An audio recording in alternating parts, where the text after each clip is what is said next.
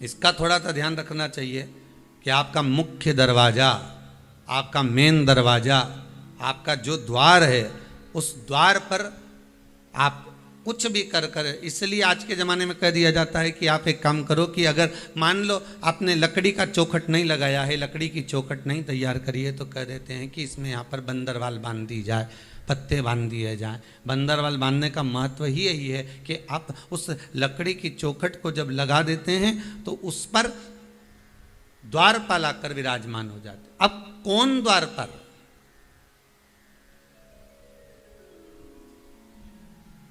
कौन द्वारपाल विराजमान? तो कहा ये द्वारपाल दिखते नहीं है, ये दरवाजे के द्वारपाल दिखेंगे नहीं। हिंदू धर्म में पहले नियम था, हमने तो महाराष्ट्र में आज भी देखा है, गुजरात में भी देखा है, पहले हिंदू धर्म में नियम था।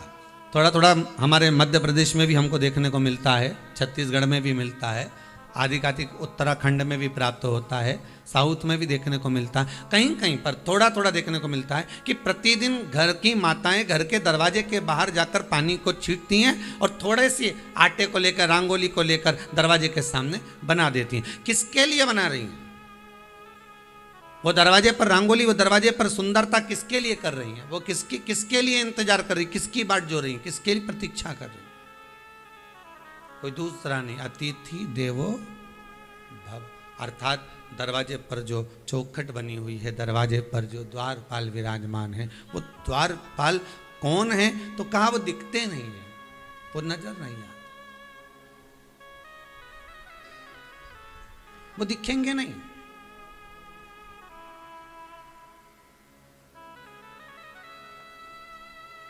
वो केवल आपके द्वार पर खड़े होकर, तुम्हारे दरवाजे पर से अगर कोई भूखा जा रहा है तो वो द्वारपाल उसका दोष देते हैं।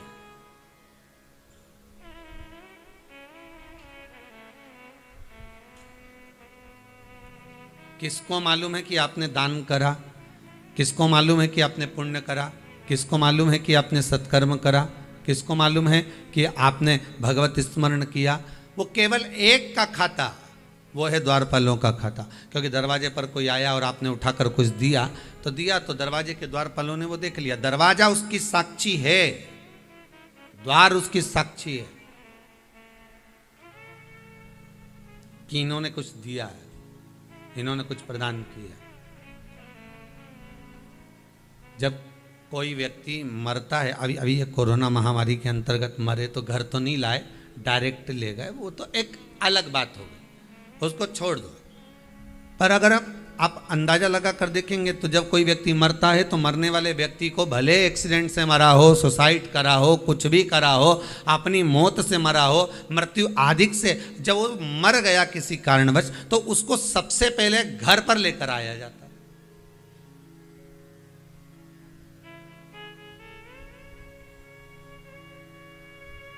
गरुड़ पुराण कहती है 10 दिन तक जीवात्मा उसकी अटारी पर रहती है। गरुड़ पुराण का संवाद कर रहा है, 10 दिन तक जीवात्मा उसकी अटारी पर। और जब 10 दिन तक जीवात्मा उसकी अटारी पर रह रही है, 10 दिन तक जीवात्मा वहां निवास कर रही है, 10 दिन तक जीवात्मा वहां पर रह रही है, तो उसके पास में हिसाब तो पूरा होगा ना। उस दरवाजे पर से, उस द्वार पर से उस बॉडी को, उस शरीर को जो मर गया है, देवलोक गमन जो कर गया है, स्वर्ग चले गया, वैकुंठवास जिसका हो गया, उसको दरवाजे से लेकर जाया जाता है। क्यों? क्योंकि इस द्वार पर के, द्वार के जो द्वारपाल हैं, वो उसका हिसाब, उसका चिट्ठा उसके साथ भेजते हैं कि इतना इसने दान किया, इतना इसने पुण्य करा, इतना इसने सत्कर्म करा, इतना इसने स्मरण किया है, दान किया है, पुण्य करा है, सत्कर्म करा है, भजन किया है, कीर्तन किया है, नाम जाप किया है। ये उसके अंतर्गत उसको बता देते हैं कि इसने इतना किया है।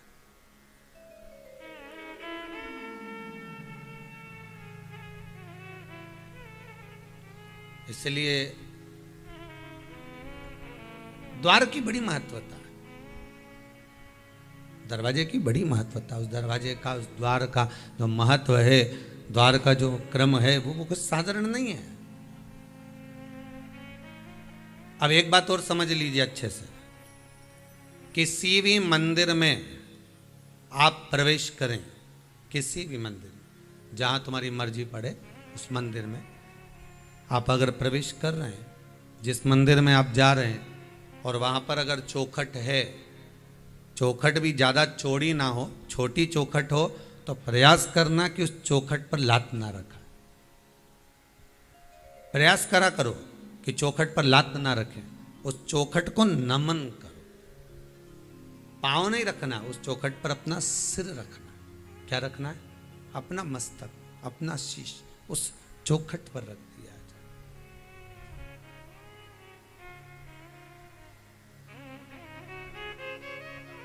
वो कहे ना, तेरी चौखट पे ओ भोले बाबा, सिर हमारा झुकाई रहेगा, जब तलक तुम नहीं दोगे दर्शन, सिर हमारा झुकाई रहेगा।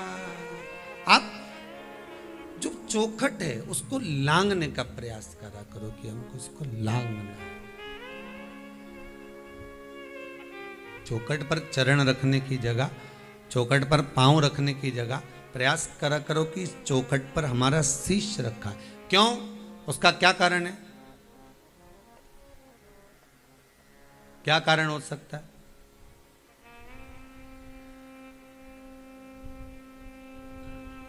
उसका एक कारण, जिस चौखट पर आप अपना मस्तक रखे हो, प्रणाम करे हो, जो द्वारपाल खड़े हैं वो द्वारपाल आपसे धन नहीं ले रहे हैं।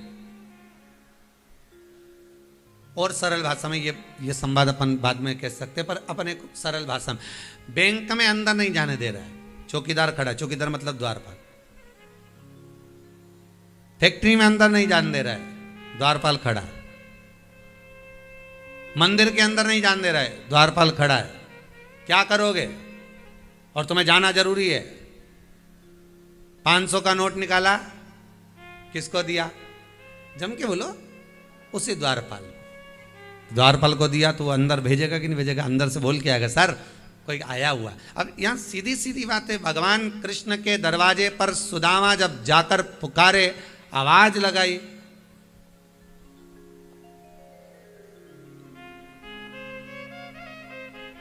चौखट पर पहुंचकर आवाज लगाई। वो एक भजन की लाइन गाते ना कि अरे द्वारपालों कन्हैया से कह दो कि दर पे सुदामा गरीब गया।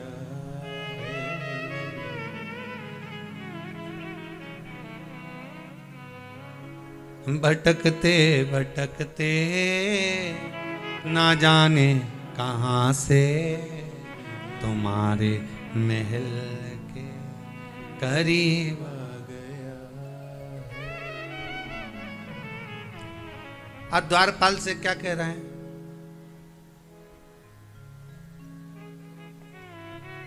क्या लाइन है? न तन पे है, न तन में पगड़ी, न धन पे जामा, बता दो कन्हैया को नाम है सुदामा। द्वारपाल गया था अंदर। अरे बोलो तो, तुम कैसे भी कपड़े पहनकर किसी द्वारपाल से जाकर कह दो कि भाई हम तो बहुत गरीब है रे, हम बहुत तकलीफ में हैं, तुम अंदर जरा जाकर मंत्री जी से कह तो दो, तो द्वारपाल जाएगा? एक बार फिर से गाओ। ना सिर पे है पगड़ी, न तन पे जामा, बता दो कन्हैया को नाम है सुदामा। अच्छा, द्वारपाल एक बात और कहते हैं, इनके जैसे ढेर आते हैं और जो भी आते हैं वो कृष्ण का मित्र बताते हैं। अब तुमने कहा ना वो सेठ जी से जाके बोलो हम उनको पहचानते हैं, हमारा नाम बोल देना, हो हमारा नाम भेरू सिंह, बोलो जरा जाके बोलो। अब सारे द्वारपाल एक दूसरे को देख के हंसेंगे कि नहीं हंसेंगे? बताओ, इसके जैसे तो ढेर आए रे रोज, ऐसा का जन कितना भेरू आए। ना जाने कितना आता होगा, फिर भी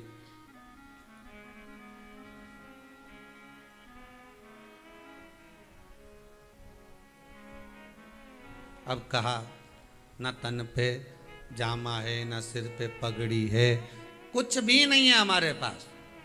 तो द्वारपाल उतने में समझ गया ये तो खुद मांगने आया है। अंदर जाने देगा तुमको कि सेठ जी से कहो हमारा नाम ये है। भले भेरू नाम हो तुम्हारा तो कौन पहचानेगा। हाँ, एक कथा के माध्यम से जरूर पहचान जाएगा कि भेरू बोलते तो मतलब सियोर वाला महाराज का पहचान वाला है, पर बाकी के तो कोई पहचाने क्या कि ये आया है, इसको कोई पहचान, तो कोई नहीं पहचाने। अब द्वारपाल से तुम जाकर कहो तो कहो कि हमारे को कुछ भी नहीं है साहब, मैं बहुत तकलीफ में हूं, मुझे सेठ जी से मिलवा दो। कौन मिलने देगा? कोई नहीं, कोई नहीं मिलने देगा। फिर बहुत से संवाद, बहुत कुछ कहा, बहुत कुछ। तब आखिरी में जैसे सुदामा जी ने द्वारपाल को कहा था, ये मत सोचना कि मैं कृष्ण से कुछ लेने आया हूं, वो तो उनकी कुछ वस्तु मेरे पास में है, देने आया हूं।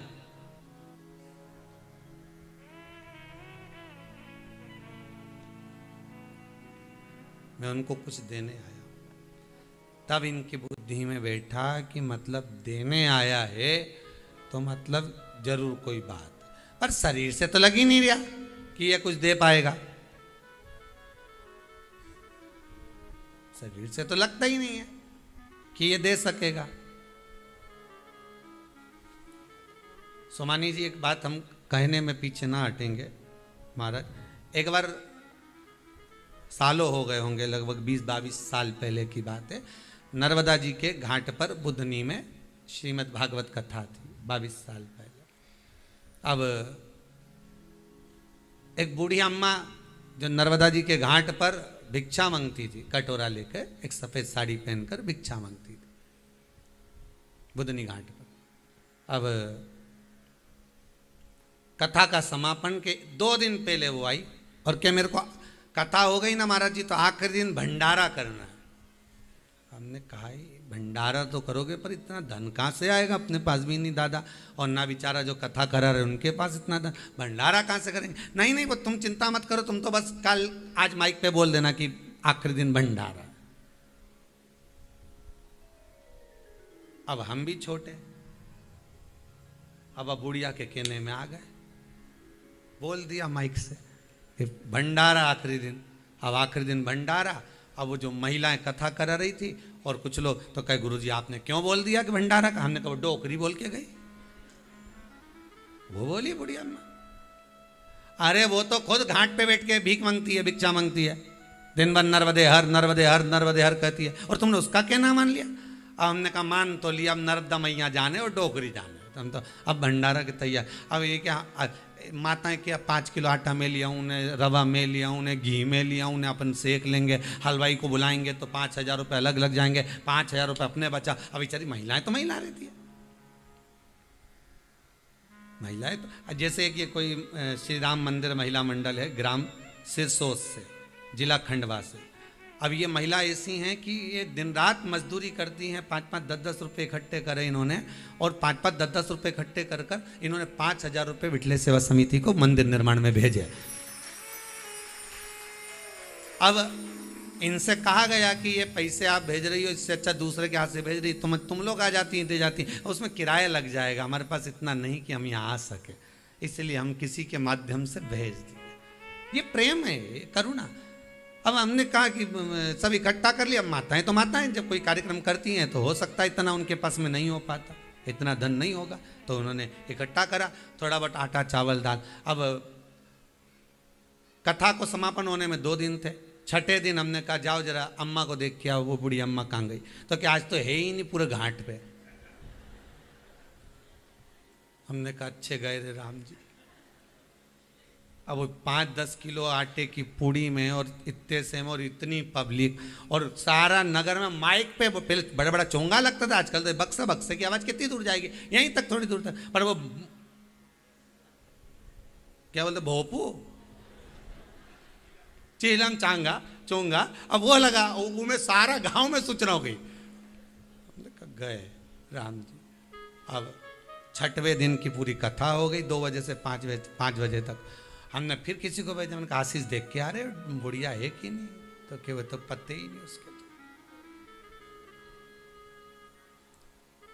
अब 6ठे दिन की रात्रि को 10:30 पौने 11 बजे वो धर्मशाला का दरवाजा बजाई और बजाकर आवाज लगा के बोली, मैं ऑटो में सारा सामान बल लाई। हमने कहा भगवान आशीष चलो रे, ऑटो भी देख लो और सामान भी देख लो। जो नीचे गए जाकर देखा तो एक लोडिंग ऑटो में सामान पड़ा हुआ था और बुढ़िया ने हमारे हाथ में उस समय 22 साल पहले 5-5 के नोट की 2 गड्डी ला के दर दी कि कोई भी कन्या बिना दक्षिणा के नहीं जाए, सबके दे दो। अब हमने पूछा तो तुम्हें यहाँ कहाँ से लेके आई, तो क्या होशंगाबाद गई थी ना लेने के लिए। अच्छा, तो यहाँ छोड़ने कौन आया? बैंक वाले आए। बैंक वाले यहाँ छोड़ने आए? हाँ।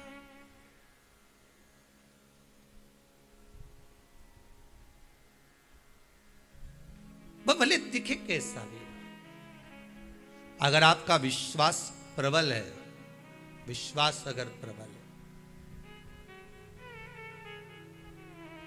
आज एक कोई राजस्थान से जैन परिवार का फोन था, जैन परिवार है, कहे हम हमारा नाम नहीं ले सकते, ना हम सामने बैठकर कथा करवा सकते,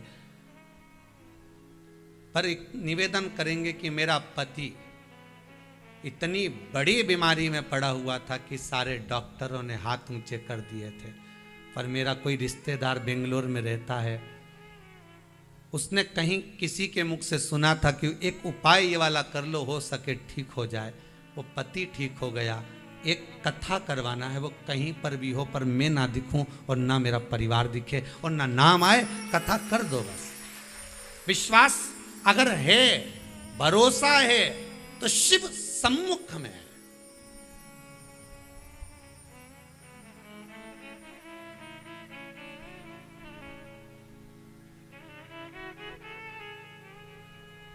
खुशियां घर के अंदर दरवाजे से प्रवेश करती है साहब, और उस दरवाजे को खुशी देने वाला कोई दूसरा नहीं होता, वो आप हो। ना सियोर वाला महाराज होगा, ना संसार का कोई महाराज होगा, वो खुशियां देने वाले आप हो गए। आपने अगर अपने दरवाजे से खुशियां दी है तो संसार का कोई मानव नहीं जो आपकी खुशियों को रोक सके। आप एक कटोरी चावल का दान देते हो, एक बोरी चावल मेरा देव अधिदेव महादेव आपके घर में भेज देता है। खुशियां आप दे सकते, दूसरा नहीं देगा। दरवाजे पर खड़े हुए द्वारपालों को आज द्वारपाल भी सोच रहे हैं कैसा स्वरूप है, ये कोई स्वरूप है अंदर प्रवेश करने का। फिर भी उन्होंने कहा हमारे पास में कुछ है देने के लिए, तो उन्होंने पूछ लिया क्या है तुम्हारे पास देने के लिए, तो उन्होंने पोटली दिखा दी, ये देखो सामान रखा। हो तब एक द्वारपाल अंदर गया, जाकर कहा नातिक भिक्षुक खड़ा, नातिक भिक्षुक खड़ा, विप्र सुदामा नाम, हमें बताया कुछ नहीं, कहता प्रभु से काम। तब हमको लगा कि उसने मांगा कुछ नहीं है, वो देने की बात कर रहा है, वो देने की बात कर रहा है, ये हमको ज्ञात है, ठीक है। तब समझ में आ गया। तो आप किसी बैंक में, किसी ऑफिस में, किसी जगह पर जा रहे हो, दरवाजे पर द्वारपाल है, दरवाजे पर कोई चौकीदार खड़ा हुआ है, आप उससे कहोगे, गिड़गिड़ा कर कहोगे कि मेरा ये कपड़े फटे हुए हैं, मेरे पास कुछ भी नहीं है देने के लिए, मैं बहुत गरीब हूं, तो द्वारपाल अंदर जाने देगा? अरे बोलो जम के, नहीं जाने देगा। आप कितनी भी विनती कर लो, कितना भी निवेदन कर लो, हाँ कहीं का हृदय पसीज जाए तो बात दूसरी है, पर कोई आपको अंदर जाने नहीं देगा। पर एक चतुरता अपने पास में रखना, 500 का नोट निकाल के उसके हाथ में धरना, रोकेगा?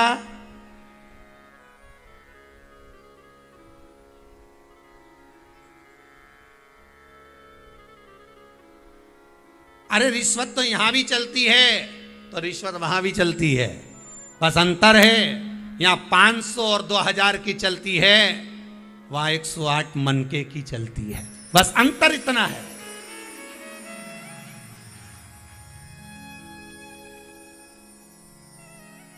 यहां 2000 के नोट की चलेगी, यहां 500 की चलेगी। उसकी यहां अगर रिश्वत चलेगी तो नीचे जो तुमने माला जपी है, 108 मनके की जो माला का स्मरण किया है, नाम जाप किया है, शिव नाम लिया है, भक्ति में जो तुम डूबे हो, बस वही चलती है, कोई दूसरी नहीं। एक बात हमने पहले कथा में कहा था, वो छत्तीसगढ़ में कथा थी, जब कहा था कि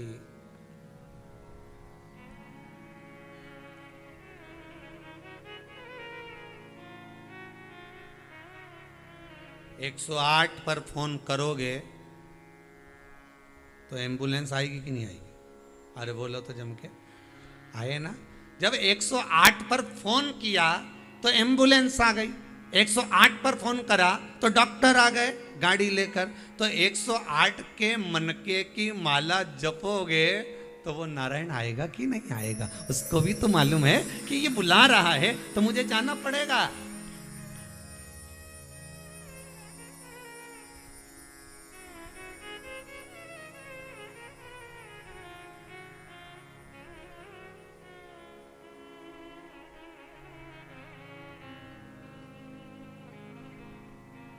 एक गाड़ियों के पीछे एक लाइन लिखी रहती है, प्रत्येक गाड़ी के पीछे एक लाइन लिखी रहती है, वो क्या बोलते हैं, दूरी बनाकर रखो, लिखा रहता है। क्यों ड्राइवर साहब, क्या लिखा रहता है? यही लिखा रहता है।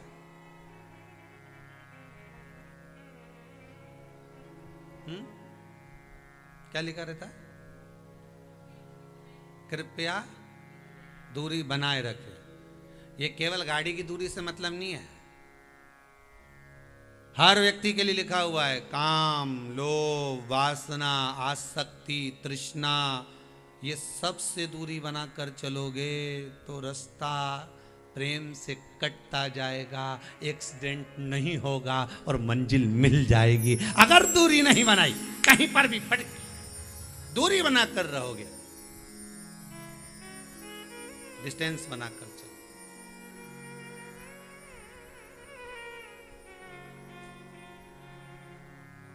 थोड़ी सी दूरी बनाकर अगर आप चल रहे हो, क्यों ना होगा। काम, लोभ, आसक्ति, वासना, तृष्णा, ये सब दूरी बनाने के लिए ही है। थोड़ी थोड़ी दूरी बनाए तो दरवाजे के द्वारपाल को अगर आपने 500 दिए तो उसने स्वीकार किया। उसी तरह जब भगवान के मंदिर में हम प्रवेश करें, भगवान की चौखट पर हम जाएं, भगवान के दरवाजे पर हम जाएं, शिव के द्वार पर हम जाएं, राम के द्वार पर हम जाएं, कृष्ण के द्वार पर हम जाएं, भगवान की चौखट पर जब हम पहुँचें तो प्रयास करना चौखट पर पांव रखने की जगह चौखट पर अपना सिर रखना, जिससे भगवान के जो द्वारपाल हैं वो जान जाएं कि इसने मुझे रिश्वत दे दी। कौन सी रिश्वत? अपने मस्तक को नीचे झुका। ये बहुत भरा हुआ घड़ा है। कौन? अरे बोलो तो, ये खोपड़िया, ये जो मस्तक है, जो ये मस्तक है, ये बहुत भरा हुआ घड़ा है, बहुत भरा हुआ घड़ा। अब काय काय से भरा हुआ है? अहंकार, लोभ, कितना भरा है कि जिस जगह तुम बैठ गई उस जगह कोई दूसरी आके जरा सा डिस्टर्ब कर दे तुम्हारी जगह,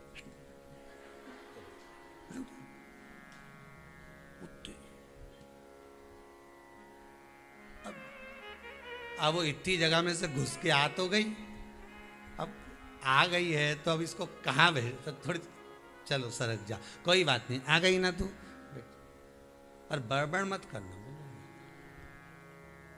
आ गए ना बस बहुत है। अब उसमें भी 3 घंटे की कथा, वो में ऐसी बैठी पुतली बाई बन गई, भगवान भी सोच रहा भगवान कहाँ। अब वो आ तो गए ना, बस ठीक है। उसके द्वार पर पहुंचने के बाद ये मस्तक, ये बहुत भरा हुआ घड़ा, इसमें अहंकार सबसे ज्यादा भरा हुआ है, इसमें लोभ भरा हुआ है, इसमें तृष्णा भरी हुई है, इसमें आसक्ति भरी हुई है, इसमें इतना मोह भरा हुआ है कि ये खाली होने को तैयार है। और ये भरा हुआ घड़ा भगवान के मंदिर में जब प्रवेश करो, पांव चौखट पर मत रखो, चौखट पर ये शीश भगवान के रख दो। इस भरे हुए घड़े को वहां पर उंडेल दो। उंडेल दिया, जो भरा था वो सारा जम के तो बोलो खाली हो गया। अब ये यहां खाली हो गया, अंदर जाओगे देवाधिदेव महादेव के मंदिर में जब दर्शन करोगे, राम और कृष्ण का जब तुम दीदार करोगे, दर्शन करोगे, तब अब इसको भरेगा कौन? वो भरेगा। अपन तो सब उंडे लिया है और अंदर जाके कह भी देना हमने चौखट पे धोख लगा दी थी। अब तुम्हें कहने की जरूरत नहीं, द्वारपाल खड़े हैं ना, वो सब बोल देंगे अंदर जाके, हे भोलेनाथ ये आई है, दरवाजे पे अपना सिर उंडेला, सब छोड़ के आ गई। अंदर आके एकदम क्लीन, पूरा हंडा खाली है पूरा। अब बाबा कृपा कर। अब ये द्वारपाल का,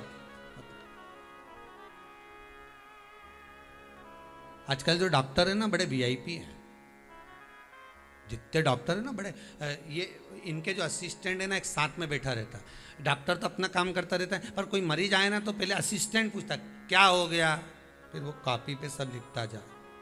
भैरू का पेट दुखे, सब लिखेगा। कितना दिन से दुखी रहा है? 8 दिन हो गया। क्या क्या खाया? गोली के सिवाय सब खाया। अब बोलते कोई दवाई गोली ली नहीं ली। अच्छा, घूमने फिरने जाओ, हाँ कहाँ जाओ? ससुराल। ठीक है, तो सब कुछ है।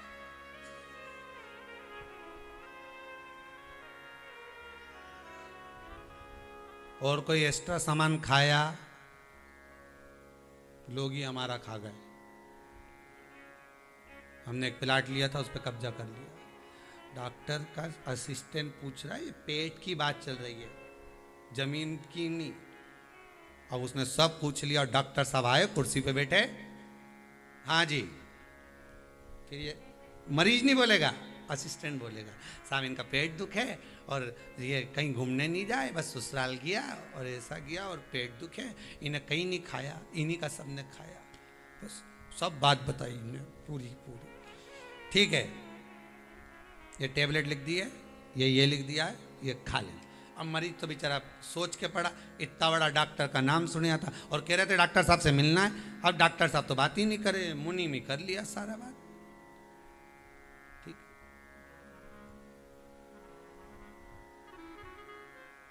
इनके तो समय भगवान। दवाई ली, पर्चा कटा, पहुंच शिव कथा कर रही।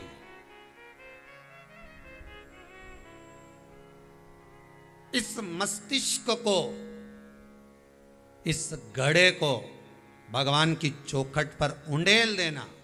अंदर जाएगा, भरने की जवाबदारी उसकी है। वो कितना भरता है, कैसा भरता है, क्या क्या देता है, ये जवाबदारी उसकी है।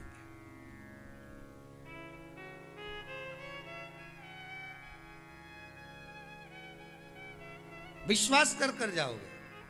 डॉक्टर पर विश्वास कर कर गए, भले वो मिला ना मिला, उसका मुनीम मिला, पर डॉक्टर ने पर्चे पर लिख दिया ये दवाई लिख दो, ये दवाई लिख दो, और दवाई लिख कर दे दी, तुम ये खा लो। उसने सुना भी नहीं है आपको, उसने आपको चेक भी नहीं करा, देखा भी नहीं, ना चेक करा, ना आपसे मिला। बस मुनीम ने कहा ये हो रहा है, उसने दवाई लिख दी। अब दवाई तुमने विश्वास लेकर खाई कि नहीं खाई? खाई तो असर करी कि नहीं करी? थोड़ी बहुत तो करी। उसी तरह भगवान की चौखट पर जाकर अगर विश्वास लेकर गए हो, दरवाजे पर अगर आपने चौखट पर अपने मस्तक को झुका दिया है, तो जो द्वारपाल हैं वो अंदर जाकर कह देते हैं कि इसको तकलीफ क्या है। वो आपको नहीं कहना है, मस्तक झुकाते ही मालूम पड़ जाए कि इसको तकलीफ क्या है।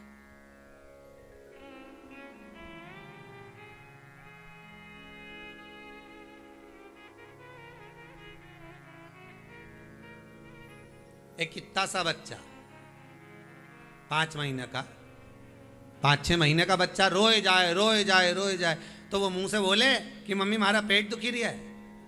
अरे बोलो तो, बोले क्या कि मम्मी मेरा सिर दुख रहा है। छोटा सा बच्चा 5 महीने का, पर जब रोता है तो मां समझ जाती है इसको तकलीफ क्या है, इसको कष्ट क्या है। गुरु के आगे, माता पिता के आगे, परमात्मा के आगे, घर के बुजुर्ग के आगे जाकर रोने की जरूरत नहीं। तुम बस पहुंच जाओ, आपका चेहरा पढ़कर बता देगा कि इसको तकलीफ क्या है, इसको क्या चाहिए।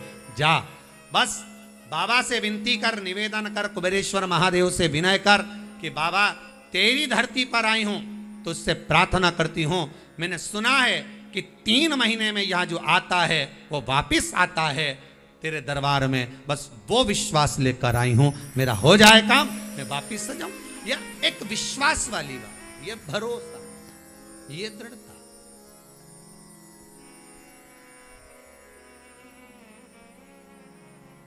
आज एक बच्चा कोई जयपुर से आया हुआ है, राजस्थान से आया, वो इतना खुश था कि मेरे टिकट, मेरा कोई काम नहीं हो रहा था पर टिकट हुआ।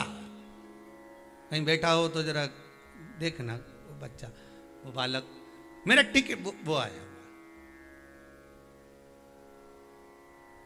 केवल मेरा टिकट हुआ। मैं कहूंगा उसको माइक देना जरा सा।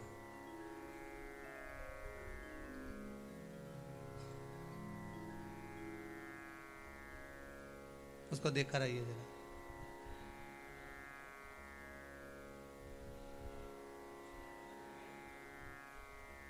वो कह रहा था मेरा केवल टिकट हुआ है आने का, और बाबा ने ऐसे ऐसे कर दिया कि नमः शिवाय। इधर खड़ा जाओ दीवार के पास। जी कहाँ से आए आप? मैं जोधपुर राजस्थान से। जोधपुर से आए, कब आए? मैं कल आया हूँ दोपहर में जी। और जब निकलने के लिए टिकट बना मेरा, पहले कोई काम नहीं हो रहे थे और टिकट बनते ही ऐसा काम शुरू हो गया। सारे काम मतलब अपना फ़ोन पे फ़ोन, 10 लोगों के कॉल आ रहे हैं, जैसे बाबा ने मेरे को सेल पे लगा दिया हो वैसी भीड़ लग गई है। बाबा की कृपा, धन्यवाद बहुत। धन्यवाद। कृपा शिव करता, यहाँ कोई कृपा करने वाला नहीं, बस उस पर भरोसा रखिए, उस पर विश्वास रखिए। दुनिया का सारा काम आप आस्था चैनल के माध्यम से कथा सुन रहे हो, मैं तो बाबा से निवेदन करूंगा, फेसबुक यूट्यूब पर कथा सुन रहे हो, बस विश्वास रखकर सुनना, तुम्हें कहीं जाने की जरूरत नहीं पड़ेगी। बाबा वहां बैठे बैठे ही तुम्हारा कल्याण कर देगा। ना कहीं जाना ना आना, तुम तो स्मरण में डूबे रहो, बस भक्ति में लगे रहो, बस बहुत। उसकी चौखट पर जाकर बस मस्तक झुका लिया आपने, नतमस्तक हो गए, अहंकार चले गए।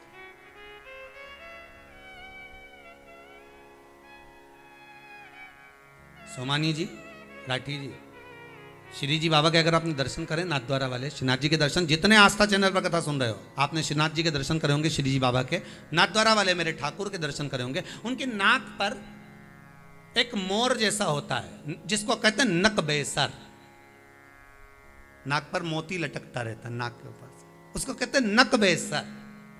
नक बेसर का मतलब क्या होता है? नाक पर लगा हुआ है। नाक क्या है? नाक क्या? नासिका को कहते हैं, हम कहते हैं नाक वाला व्यक्ति, अहंकार का प्रतीक, नाक वाला व्यक्ति अहंकार। तो नाक क्या है? अभिमान। और बेसर मतलब जिसका अभिमान समाप्त हो गया, जो बेसर हो गया, वही भगवान के इस नासिका तक पहुंच पाया है, भगवान के करीब पहुंच पाया है। बेसर हो जाना, बेसर, अहंकार से मुक्त हो जाना, अभिमान से छूट जाना।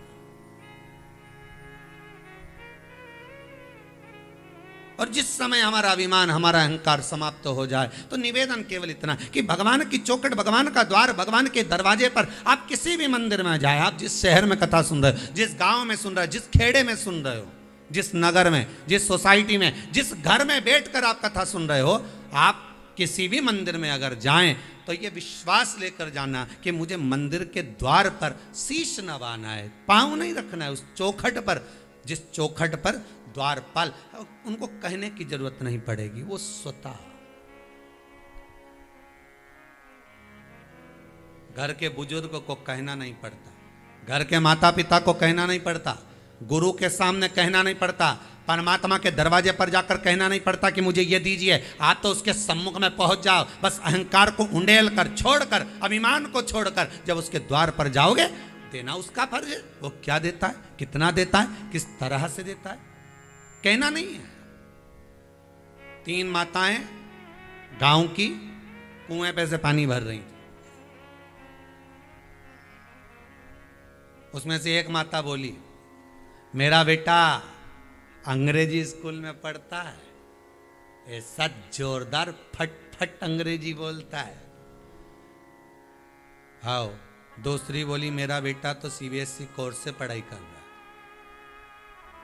सीबीएसई कोर्स से? हाँ।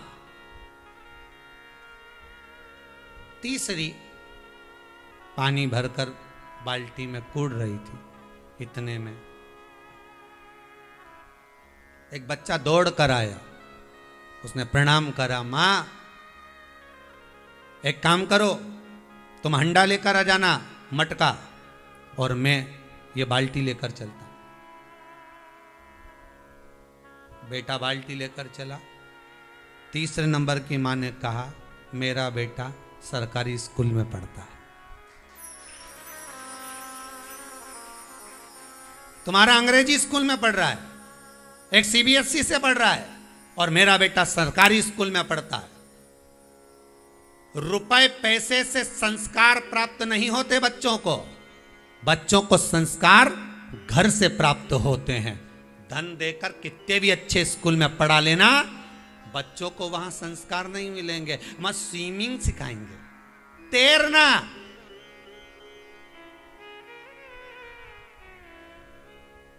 मत घोड़ा चलाना सिखाएंगे, मत कंप्यूटर चलाना सिखाएंगे, मत सारी दुनिया की ऐसी कोई चीज नहीं है जो आपके बच्चे को नहीं आती।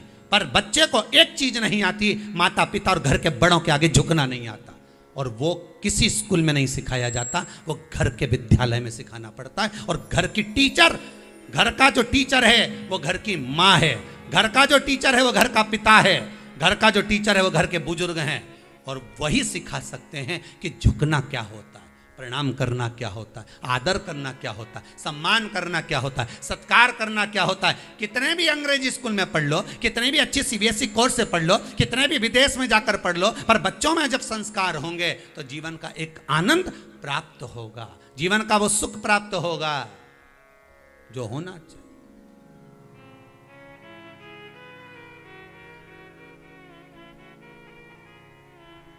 बच्चे आए, दंडवत करें, प्रणाम करें, हेलो हाय नहीं, प्रणाम करें, नमन करें, दंडवत करें, साष्टांग करें। वो संस्कार कहीं सीखने को नहीं मिलेंगे, वो घर के माता पिता ही दे सकते हैं, घर का टीचर ही देगा। कोचिंग, ट्यूशन देना पड़ेगा। ये मेरा अंग्रेजी में पढ़ता है, ये सी भी है, और ये सरकारी। सरकारी से मतलब ये नहीं कि सरकारी स्कूल, हमारा कहना केवल इतना है कि संस्कार धन से नहीं आ सकता, संस्कार पैसे से नहीं आ सकता। संस्कार अगर प्राप्त होगा तो कुछ विवेकता घर की भी होना चाहिए, कुछ आनंद घर का भी होना चाहिए, कुछ प्रणाम घर का भी होना चाहिए। बेटा इंग्लैंड में, बेटी है न्यूयॉर्क, और ब्राइट बच्चों के लिए हुआ बुढ़ापा डार्क। और काका क्या करोगे, ये रुपया कहाँ धरोगे, क्या करोगे इस धन का, उस संपदा का क्या करोगे।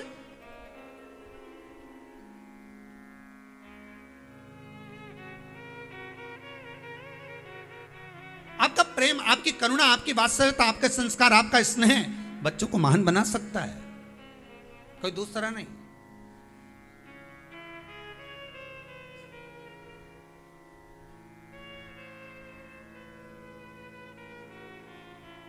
एक बहू गर्भस्थ हुई, उनके घर के लोगों ने सामने बहुत बहुत बड़े बड़े सारे जो विद्वान हैं उनके फोटो लगाए,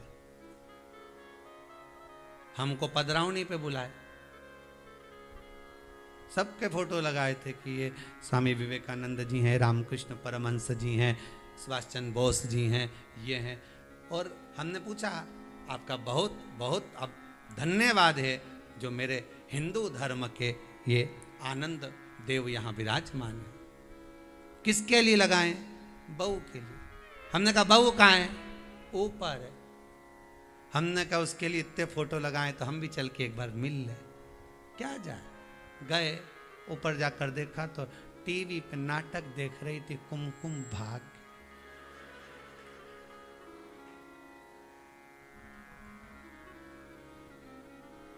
हमने कहा ये तो उससे पूछा क्यों बेटा, ये फोटो तो नीचे लगाने, तू ऊपर नाटक देख रही? मन नहीं लगता नीचे बिल्कुल, डॉक्टर ने कहा बेड रेस्ट। तो हमने कहा फिर ये फोटो नीचे का ऊपर लाके लगा दो, यहाँ नीचे लगा के रखा है। वो कल लगाया था गुरुजी, पर इसको रात को थोड़ा सा ऐसा बेचैनी लगी तो ऐसा लगा कि फोटो से कुछ गड़बड़ हो, तुमने नीचे लगा दिया। तो हमने कहा फोटो इसके लिए लगाया था कि और किसी के लिए लगाया था?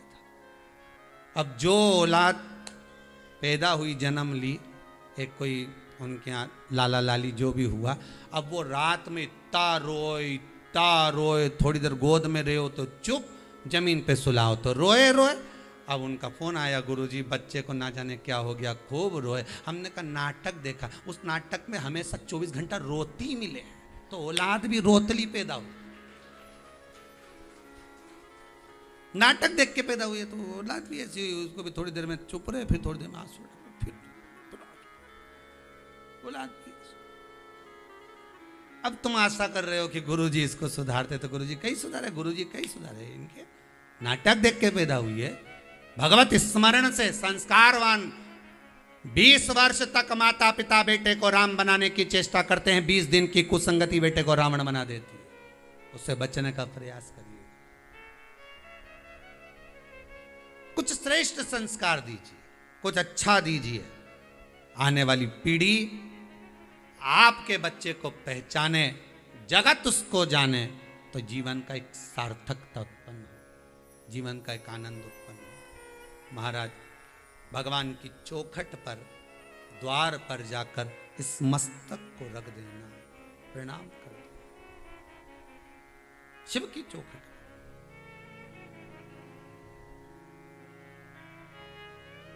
और जब शंकर की चौखट पर जाकर इस शीश को रख दोगे,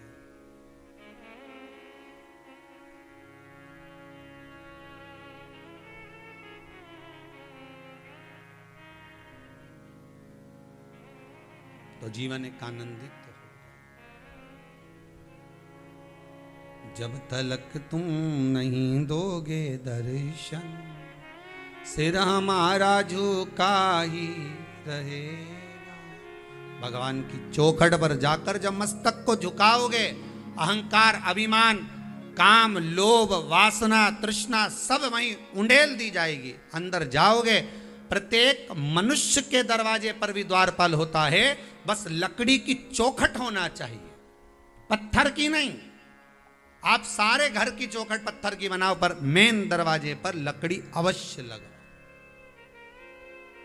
मेन द्वार पर लकड़ी अवश्य।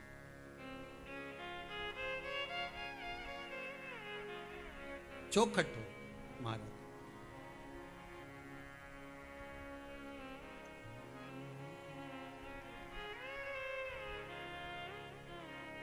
दर्शी हे कैलाशी, हे शंभु, हे ओगड़दानी, हे कैलाशी, हे अविनाशी, आप करुणा की मूर्ति हो, आप करुणा के सागर हो, आप दया के सागर। शिव की चौखट पर जब हम प्रणाम करें, शंकर के सम्मुख में जब हम नमन करें, हम दंडवत करें, हमारा मस्तक जब चौखट पर रखा हो तो हमारा अभिमान चले गया, अहम समाप्त।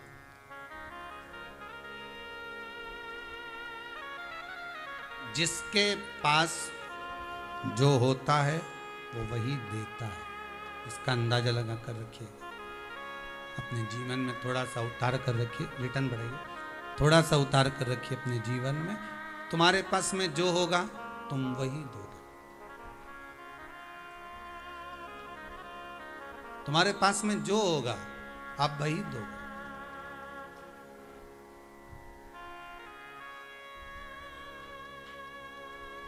दुख बहुत सारा होगा तो तुम दूसरे को भी जम के बोलो जरा, दुख ही दो। खुशी बहुत सारी होगी तो तुम भी खुशी ही दोगे। भजन बहुत सारे होंगे तुम्हारे पास में तो तुम भी भजन ही दोगे। और गाली बहुत सारी होगी तुम्हारे पास में तो गाली ही दोगे। जिस व्यक्ति से मिलो उसके बोलने से समझ जाना कि इसके पास में क्या ज्यादा है। जो प्रेम लुटा रहा होगा वो प्रेम देगा, जो धन लुटा रहा होगा वो धन, जिसके पास जो होगा वो देगा। खुश व्यक्ति हमेशा खुशी ही देता है, सुखी व्यक्ति हमेशा सुख ही देता है, और दुखी व्यक्ति हमेशा दुख ही देता है। बहुत दुनिया के सताए किसी व्यक्ति के पास बैठ जाओ, बड़ा दुखी, वो संसार में कभी सुखी हुआ ही नहीं। कभी बहू से दुखी, कभी सास से दुखी, कभी पड़ोसी से दुखी, कभी रिश्तेदारों से दुखी। 24 घंटे दुख ही दुख है उसके, 24 घंटे उसके दुख ही दुख है, केवल दुख। जो होगा वो दिया जाएगा। इसलिए तो कहते हैं आप लोगों से कि कहीं जाकर बैठो तो सत्संग में जाकर बैठो, तो गुरु जी के पास जाकर बैठोगे तो कम से कम कुछ मिलेगा। आज तक चैनल खोल कर बैठे हो, 1 बजे से 4 बजे तक कथा सुन रहे हो, तो जो मिल रहा है, जिसके पास जो होगा वो दे रहा है। कोई बहुत विश्वास करने वाले व्यक्ति के पास, जो भगवान पर बहुत विश्वास करता हो, शिव पर अटूट विश्वास रखता हो, उस व्यक्ति के पास जाकर बैठ जाओ तो तुम्हें विश्वास दे देगा कि कहाँ भटक रहा है, कहाँ जा रहा है इधर उधर, दिन भर डोलता फिरे, नौकरी नहीं लग रही, ये नहीं हो रहा, वो नहीं हो रहा, तो एक ही बात कहेगा, कहाँ जाए, भगवान का भजन कर, जा शंकर का स्मरण कर, 1 लोटा पानी रोज चढ़ा, शंकर की चौखट को पकड़ ले, छोड़ूंगा नहीं जब तक मेरी नौकरी ना लगेगी। क्यों जाए इधर उधर, कि इधर उधर मत डोलो रे, अब भोले के हो लो रे। क्यों डोलो, कभी इधर कभी उधर, कभी इधर, कभी ये देवता, फिर वो देवता, फिर यहाँ फिर वहाँ, और देवताओं से काम नहीं चले तो फिर दूसरे धर्म में चले गए, फिर वहाँ फिर आखिरी में सबने लूट लिया, खूब बना बना के ताबीज दिया ने, ये दिया ने, वो दिया, खूब लूट के रखा, यहाँ ये ठोक दो, वहाँ वो ठोक दो है। और ये बुद्धि को शंकर की चौखट पे ठोक दो, वो नहीं ठोकते बना। अरे दुनिया का लोग ये ठोक दो दरवाजे पे, वो ठोक दो दरवाजे पे, अरे ये बुद्धि ठोको नहीं शिव जी के दरवाजे पे कि यहीं ठोक के जाऊं मेरी बुद्धि को, अब कहीं नहीं जाएगी।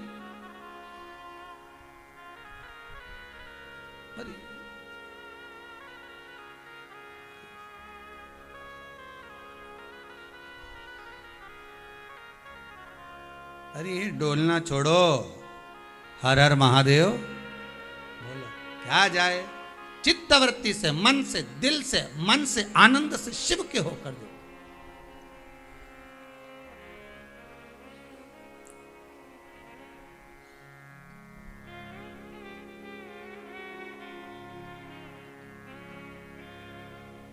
माना दुख बहुत बड़ा है, बहुत बड़ा दुख है, मानते हैं। संसार में जन्मे हो तो दुख तो रहेगा,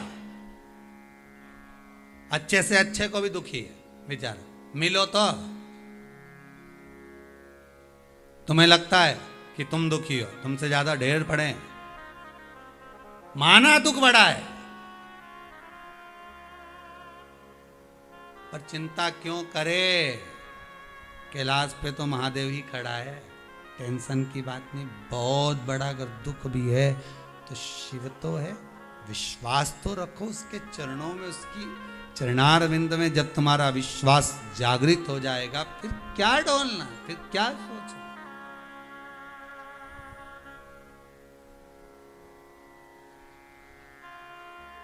क्या सोचना। चौखट पर जाकर शीश, अपने दरवाजे की चौखट से।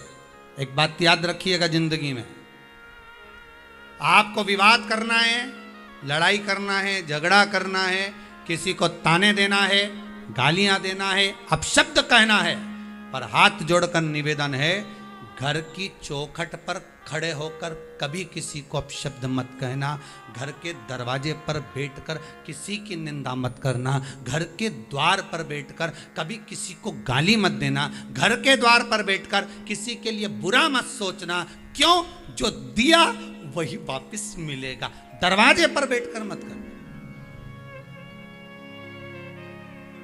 पहले के राजाओं का चरित्र निकाल कर देखिए, द्वार पर लड़ते ही नहीं थे, लड़ने का स्थान अलग बनाते थे। अब बताओ कहाँ हस्तिनापुर था और लड़ने का मैं कुरुक्षेत्र।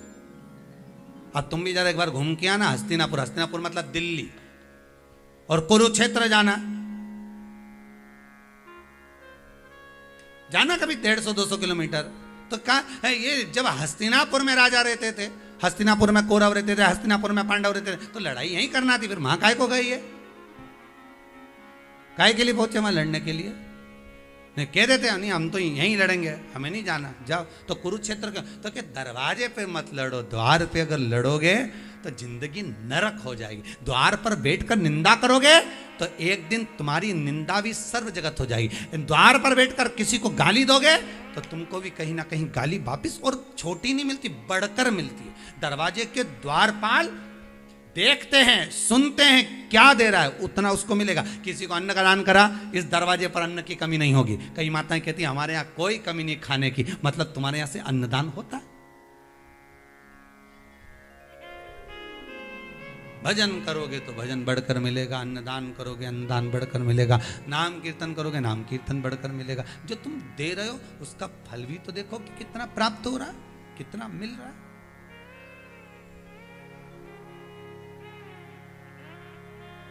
उस फल को देखना है आपको, उसका स्मरण करना है आपको। दरवाजा कभी गंदा नहीं होना चाहिए, कभी नहीं। ये तुम्हारे जो बाहर के जो जूता चप्पल है ना, जो घर के अंदर आ गए, जूता चप्पल के तो तुम इतना जोरदार अलमारी में सजा सजा के रखो रे। और वो रामायण भागवत गीता कहीं से मिली? वो तो ऐसी पड़ी अलमारी के ऊपर, ऐसी। विचार करो कभी एकांत में बैठ कर के अपन कहाँ जा रहे हैं, अपनी सोच कहाँ तक जा रही है, अपने विचार कहाँ तक जा रहा है। कभी विचार करिएगा अपने मन में रखकर कि हम कहाँ तक पहुँचे।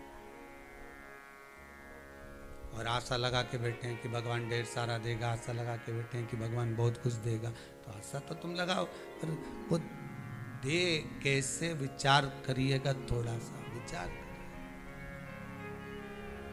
उसकी चौखट पर पहुंचो, उसके दरवाजे पर पहुंचो। दरवाजे पर जाकर जब आप नमन करोगे, द्वार पर जाकर जब आप कुछ कहोगे, तब शिव स्वीकार करेगा और कहने की जरूरत भी नहीं पड़ेगी। उसके दरवाजे पर जाकर मत बोलो कि दुख है, वो तो केवल तुमने शीश नवाया, उसके दरवाजे पर जाकर उतने में समझ गया कि क्यों आया है।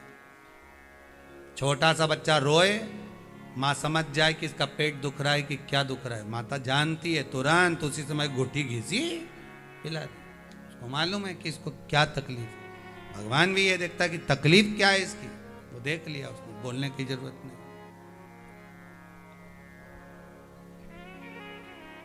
तेरे दरबार की बाबा निराली शान देखी है, तुझे देते नहीं देखा, पर झोली भरी देखी।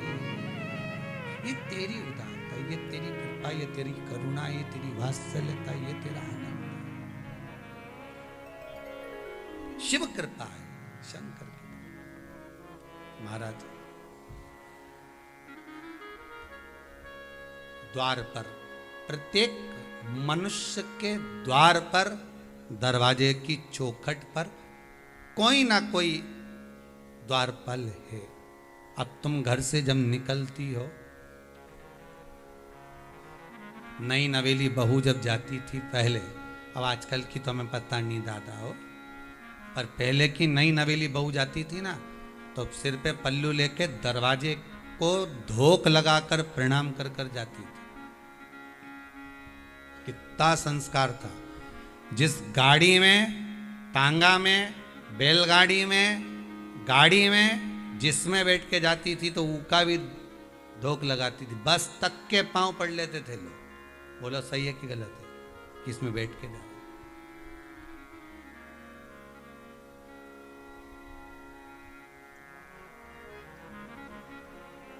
और आज का जमाना में तो ये चमड़े का नहीं, पर्स दबाए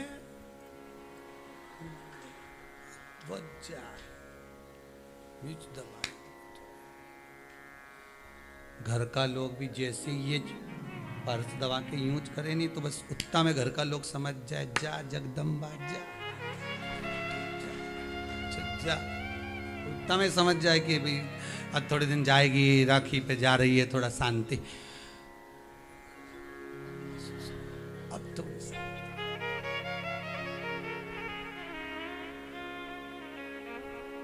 और रेलवे स्टेशन से जब वापिस आ जाए एकदम, क्या तू तो गई थी, हमारी गाड़ी चुकी गई, हमारी तो गाड़ी चुकी गई। इन सबके टेंशन हो गया, दूसरी गाड़ी का रिजर्वेशन करा, अपनी गाड़ी से छोड़िया,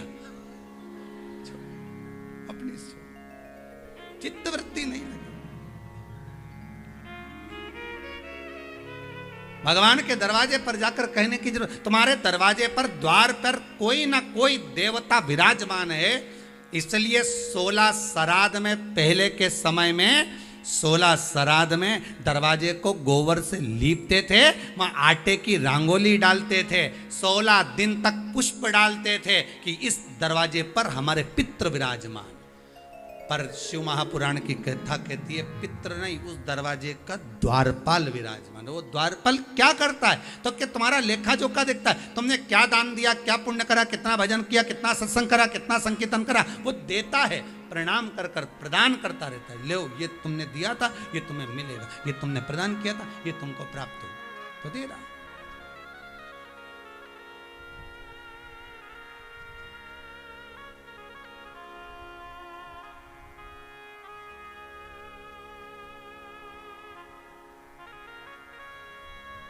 लकड़ी की चौखट होना चाहिए। काहे की?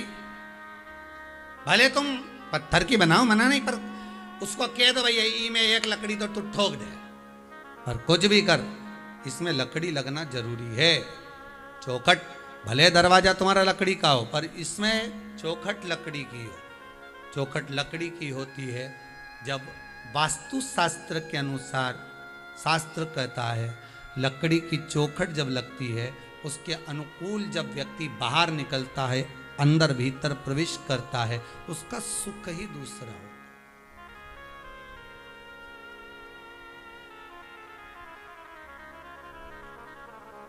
भगवान शंकर पर जो शहद चढ़ता है उसकी कथा चल रही है, ध्यान से सुन लेना हो, नहीं तो तुम सोचो आज महाराज जी शहद की कथा बांटने वाले थे। पूरी कथा वहीं जाएगी, पूरी कथा वहीं तक पहुंचेगी। तो चौखट से चालू हुई है, शंकर के चौखट तक पहुंचे, शिव के द्वार। लकड़ी से चालू हुई है, लकड़ी पे लगती है मधुमक्खी, मधुमक्खी के मुख से निकलता शहद, वहीं से चालू होकर वहां शहद तक पहुंचना है। बस इतना याद रख लो, शंकर की कथा।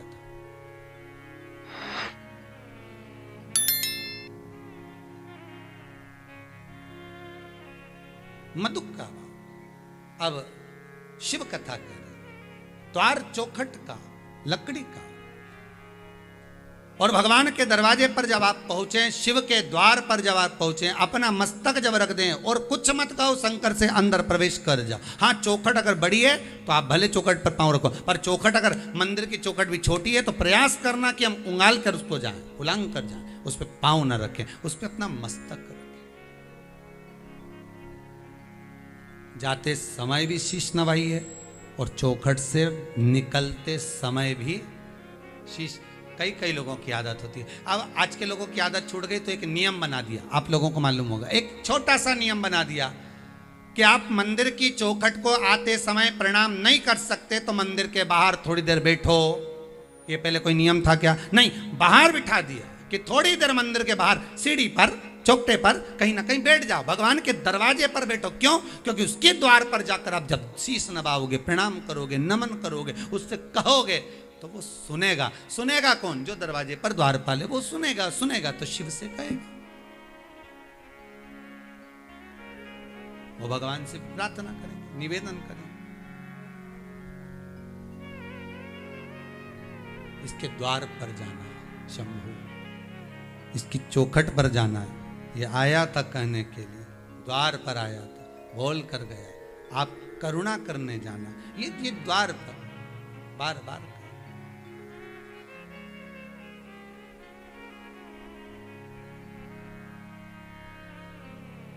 मस्तक रमा दे। पशुपति नाथ का जो व्रत आप लोग करते हैं,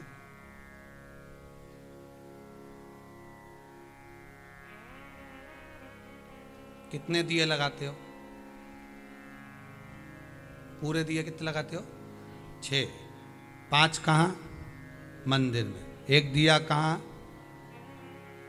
अपने दरवाजे की जो चौखट होती है उसका जो राइट भाग होता है, सीधा हाथ की ओर जाते समय जो तुम्हारा सीधा हाथ हो, उस जगह पर उस दिए को लगाया जाता है। पशुपतिनाथ व्रत पहले भी कहा, पशुपतिनाथ के जो व्रत। और आप में से कई लोग होंगे जिन्होंने आस्था चैनल के माध्यम से, अन्य चैनल के माध्यम से, फेसबुक यूट्यूब के माध्यम से पशुपतिनाथ के व्रत को इस शिव महापुराण में जो श्रवण करा होगा और कई लोगों ने किया होगा। ये मेरा विश्वास, मेरी व्यासपीठ का मुझे विश्वास है, शंकर के चरणों का मुझे विश्वास है कि बाबा ने आपकी मनोकामना पूरी तो करी होगी, ये पक्का है। ये शिव की कृपा। आज भी कोई माता जी बोल रही थी, गुरुदेव मैंने पशुपति व्रत करे, कितने बता रही थी, 3 या 4 ऐसे कोई बोल रही थी कि इतने व्रत करे और मेरे बेटे का जॉब लग गया। ये शिव की कृपा है। कहीं बेटी होगी वो भी, कहता हूं कहाँ है, जरा खड़ी हो।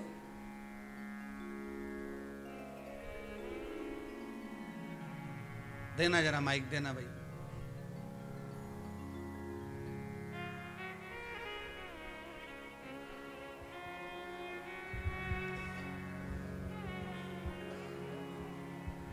कहाँ से आई हो? मैं इंदौर से। गुरुजी प्रणाम आपको। मैंने पशुपति व्रत करे, मेरे बेटे की जॉब के लिए, उसकी जॉब तो लगी हुई थी पर उसको और थोड़ा आगे जॉब करना था, तो 1 साल से परेशान हो रहा था। तो मैंने 4 ही कल करे और व्रत खोला मैंने, और उसका वो आ गया कि मेरा ऑफर लेटर आ गया मम्मी। जय हो, बाबा की कृपा से। बैठिए, बहुत बहुत धन्यवाद। व्रत अगर आप करे हो पशुपतिनाथ के, तो कहीं और भी बैठी होंगी ऐसी माताएं जो जिन्होंने व्रत किए और बाबा कृपा करा। ऐसा नहीं कि आप जितने आस्था चैनल पर कथा सुन रहे हो, फेसबुक यूट्यूब पर कथा श्रवण कर रहे हो, आपसे केवल हृदय पर हाथ रखकर बोलना, आपने व्रत करा, 1 काम 2 काम 3 काम में से कम 1 तो बाबा ने किया होगा। ये बाबा की करुणा ही है, ये बाबा की कृपा ही है, ये बाबा की उदारता है। बस दिल से करो। जो नियम है पशुपति व्रत का, 5 सोमवार व्रत होता है। सुबह पूजन की थाली लेकर जाओ, बाबा का खूब प्रेम से अभिषेक पूजन करो, बाबा का पूजन कर कर वही पूजन की थाली वापिस ले आओ। शाम को प्रदोष काल में फिर शाम के समय पर थाली लेकर जाओ, 6 दिए लेकर जाओ, मीठे का प्रसाद लेकर जाओ, जिसका तुम्हें 3 हिस्सा करना है। घर से 3 हिस्से कर कर मत लेकर जाना, वहीं करना। घर से दिया जलाकर नहीं ले जाना, वहीं जलाना। शंकर भगवान का फिर पूजा अर्चना करो, बेलपत्र समर्पित करो, आराधना कर कर 5 दिए मंदिर में लगा दीजिए, जला दीजिए अपनी कामना कर कर। और जो प्रसाद लेकर गए हो मीठे का, उसके 3 हिस्से कर दीजिए। बाबा का पूजन कर दीजिए। पूजन कर कर बाबा से प्रार्थना करो, मेरी यह मनोकामना है, मैंने पशुपति व्रत उठाए हैं बाबा, करना आपको है, संभालना आपको है, कराना आपको है, और मन के मनोरथ को पूर्ण भी आपको ही करना है। बाबा से निवेदन कर कर, बाबा से विनय कर कर 5 दिए लगाकर प्रसाद के 2 हिस्से मंदिर में छोड़कर 1 हिस्सा उठा कर ले आओ। 1 दिया थाली में लेकर वापिस सजाओ। सुबह की थाली शाम तक मांजना नहीं, धोना नहीं, शाम को उसी थाली से पूजन करना है जो सुबह कर कर आए। शाम को वही थाली घर पर वापिस लाइए।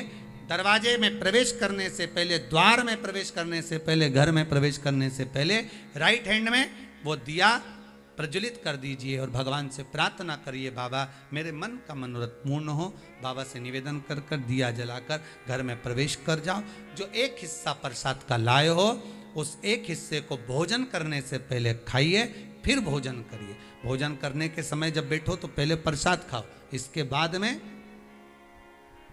फिर भोजन करिए। 1 टाइम फलाहार करो, 1 टाइम भोजन करो, तुम्हारी मर्जी पड़े दिन भर चलो, कौन मना करे। पर व्रत का नियम पूर्ण करिए, व्रत का नियम। 5 व्रत पूर्ण हो जाएं, 5वें दिन जब विराम हो, कोई उद्यापन नहीं, केवल श्रीफल लीजिए, उस पर कुछ दक्षिणा रखकर 108 या तो बेलपत्र या 108 चावल के दाने या 108 गेहूं के दाने या 108 जो मूंग के दाने, जो आपकी मर्जी पड़े वो भगवान शंकर को समर्पित करिए। 108 पुष्प भी समर्पित कर सकते हो, जो तुम्हारा मन पड़े वो समर्पित करो। और साथ में श्रीफल भेंट बाबा के चरणों को नमन कर कर दीजिए। शंकर बाबा से विनती कर कर आओ, भोला भंडारी कृपा करना, मेरा मनोरथ जो है वो पूर्ण करना। हम जानते नहीं कुछ, पर आपको भजना जानते हैं, आपका स्मरण करना जानते, आपकी पूजन करना जानते। हमें कुछ नहीं आता, हम तो केवल जल से आपका स्नान कराना जानते। हमें ना मंत्र आते, ना साधना आती, ना तप आता, हम तो केवल तुम्हें भजते हैं, केवल भजते,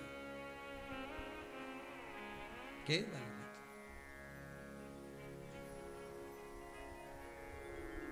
उसके सिवाय हमें कुछ नहीं आता। हम केवल तेरा स्मरण करना जानते। भोला भंडारी रे दूर करो दुख मेरा, ओ त्रिपुरारी रे दूर करो दुख मेरा, दूर करो दुख मेरा, दूर करो दुख मेरा, अरे त्रिपुरारी रे दूर करो दुख मेरा, भोला भंडारी रे दूर करो। बाबा से केवल निवेदन।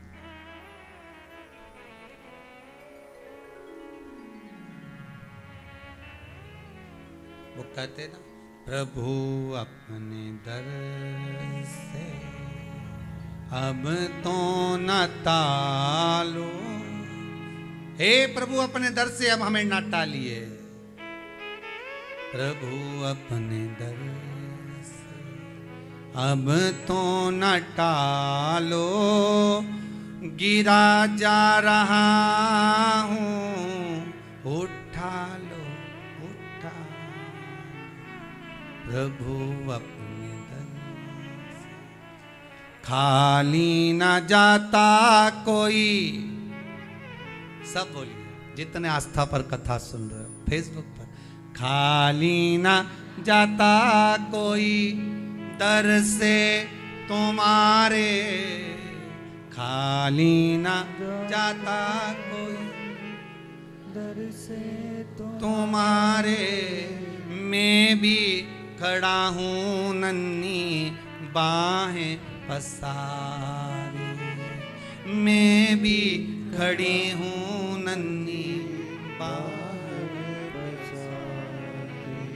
अपने हृदय से लगा लो, लगा लो, गिरा जा रहा हूँ, उठा लो, उठा लो, भोले अपने दर से अब तो न टालो, गिरा जा रहा हूँ, उठा लो, उठा।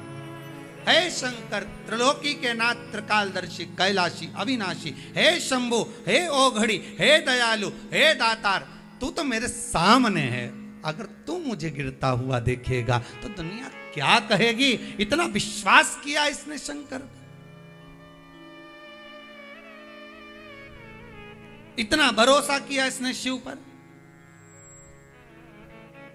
हमारा कुछ न बिगड़ेगा, तुम्हारी शान जाएगी, पकड़ लो हाथ त्रिपुरारी, नहीं तो डूब जा। हमारा क्या बिगड़ने वाला है। तुमने इतने प्रेम से कथा सुनी आस्था चैनल पर, श्रावण का पूरा महीना सुनी। ये जजमानों को धन्यवाद देना कि उन लोगों ने आस्था चैनल पर कथा करवाकर आपको सुनवा दी। बार बार धन्यवाद देना कितने प्रेम से सुनी है। धन्यवाद सारे जजमानों को जिन्होंने अभी तक कथा करवाई, उनको भी, और जो आगे करवा रहे हैं उनको भी। सबको साधुवाद है, धन्यवाद है कि आस्था चैनल के माध्यम से यह कथा घर घर तक पहुंचा दी। घर घर तक शंकर का विश्वास आपके हृदय में जाकर बैठ गया। अब यह कथा तो आपने सुन ली, विश्वास किस पर करा? शिव पर। सियोर वाला महाराज पे विश्वास मत कर जो जी, शंकर पर विश्वास करो, पुराण पर विश्वास करो, शिव पर विश्वास करो। उसके हो जाओ। और मान लो अगर आपने सियोर वाला महाराज का मुख से सुनी भी, तो आप लोगों ने कई लोगों ने विचार भी करा, हमने तो सियोर वाला महाराज का मुंह से सुनी थी। और अगर काम नहीं हो तो फिर के सियोर वाला महाराज तो तक चिल्ला चिल्ला के बोल रहा था टीवी पे, तो इसमें सियोर वाला महाराज का कुछ जाएगा? अरे बोलो तो सरी, जाएगा किसका? वो जो कैलाश पे बैठा है, वो जो घट घट में बैठा है, वो श्वास श्वास में बैठा है, मेरा क्या जाए? जाए तो शंकर जी का जाए। तो शंकर जी के लगेगा ना, इतना बताओ, दिल से कह रहा है, कथा वाच रहा, और साथ में लोगों का विश्वास जागृत हो गया। हमारा कुछ न बिगड़ेगा, तुम्हारी शान जाएगी। लोग बात कहेंगे हमारा तो शंकर जी से काम नहीं, तो तुरंत पार्टी चेंज। आज के जमाने में तो तुरंत चेंज हो जाते हैं जरा सी देर में। भरोसा शिव पर रखना, विश्वास मेरे काल अधिपति महाकाल पर रखना, भरोसा मेरे विश्वनाथ पर रखना। दुनिया में किसी का नाम नहीं है विश्वनाथ, केवल एक देवता देवाधिदेव महादेव, उनको लोग विश्वनाथ कहते हैं क्योंकि वो विश्व का नाथ है। किसी को अनाथ नहीं देख सकता, सबको सनाथ रखे, वो विश्वनाथ। भरोसा उस पर रखिए, विश्वास उस पर रखिए, दृढ़ता उस पर रखिए। क्यों ना करेगा?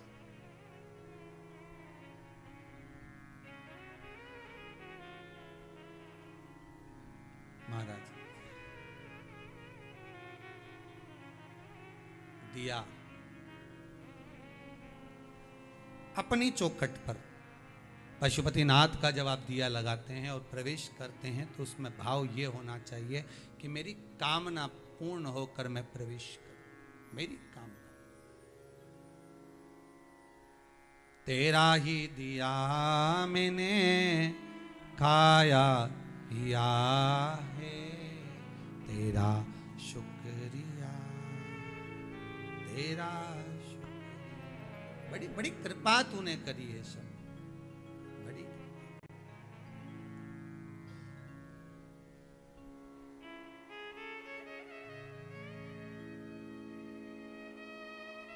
बड़ी करुणा, बड़ी दया करी है आप। ये आपकी कृपा। शंकर की कथा कर रही है, शिव महापुराण की कथा कर रही है, दयालु दातार की कथा कर रही है।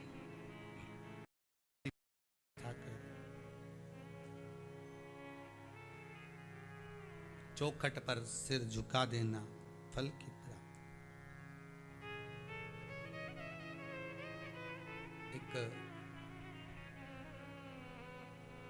एक बार राजा श्वेत के प्राण छूटने का जब समय आया, दरवाजे पर, द्वार पर यमदूत खड़े हो गए राजा श्वेत को ले जाने के लिए।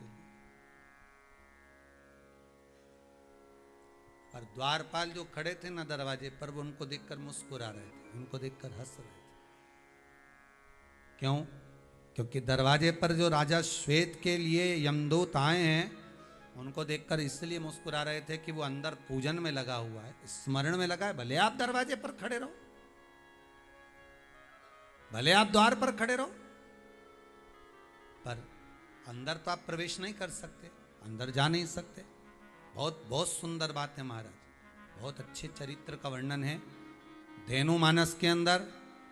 गीता प्रेस गोरखपुर की गौ अंक कल्याण का कभी मौका मिले तो अवश्य पढ़ना। गीता प्रेस गोरखपुर का कल्याण का गौ अंक पढ़ना। उसमें लिखा है कि घर में कितने भी दोष हों, केवल एक गौ माता को घर के अंदर प्रवेश करा देने पर सारे दोष अपने आप समाप्त हो जाते हैं। घर की चौखट में अंदर गौ माता का प्रवेश जब होता है, सारे दोष अपने आप समाप्त हो जाते हैं। एक एक दोष को समाप्त करने की जरूरत नहीं पड़ती, गौ माता प्रवेश करी और दोष समाप्त। गौ माता प्रवेश करी और दोष समाप्त। पर गुरुजी अब हम रहने लगे तो क्या गाय का प्रवेश कैसे कराएं? तो निवेदन है, नया मकान, नया भवन, ब्राह्मण आपके यहाँ पूजन करने आए, वास्तु पूजन कराएं। उससे पहले जब वास्तु पूजन प्रारंभ हो, उससे पहले एक बार गौ माता को आपके नए मकान में, नए हॉल में या दरवाजे से अंदर एक बार उसको प्रवेश दे दो, एक बार उसको अंदर प्रवेश दे दिया जाए। जब वो अंदर जाए, एक बार गौ माता को अंदर प्रवेश दिया जाए। 33 कोटि देवता उस गौ माता के अंदर विराजमान, 33 कोटि।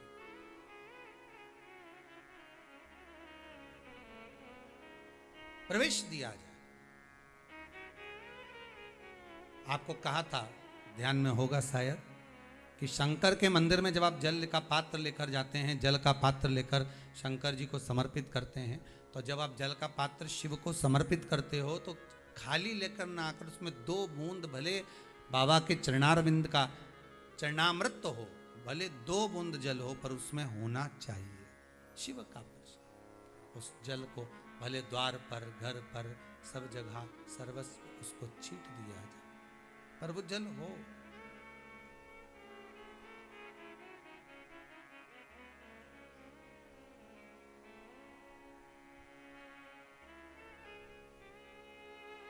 महाराज, शिव जल होना चाहिए। चरित्र आया, भगवान राजा श्वेत को मारने के लिए, प्राणों को हरने के लिए दरवाजे पर दूत खड़े हुए हैं, पर श्वेत के प्राण लेने अंदर प्रवेश नहीं करते।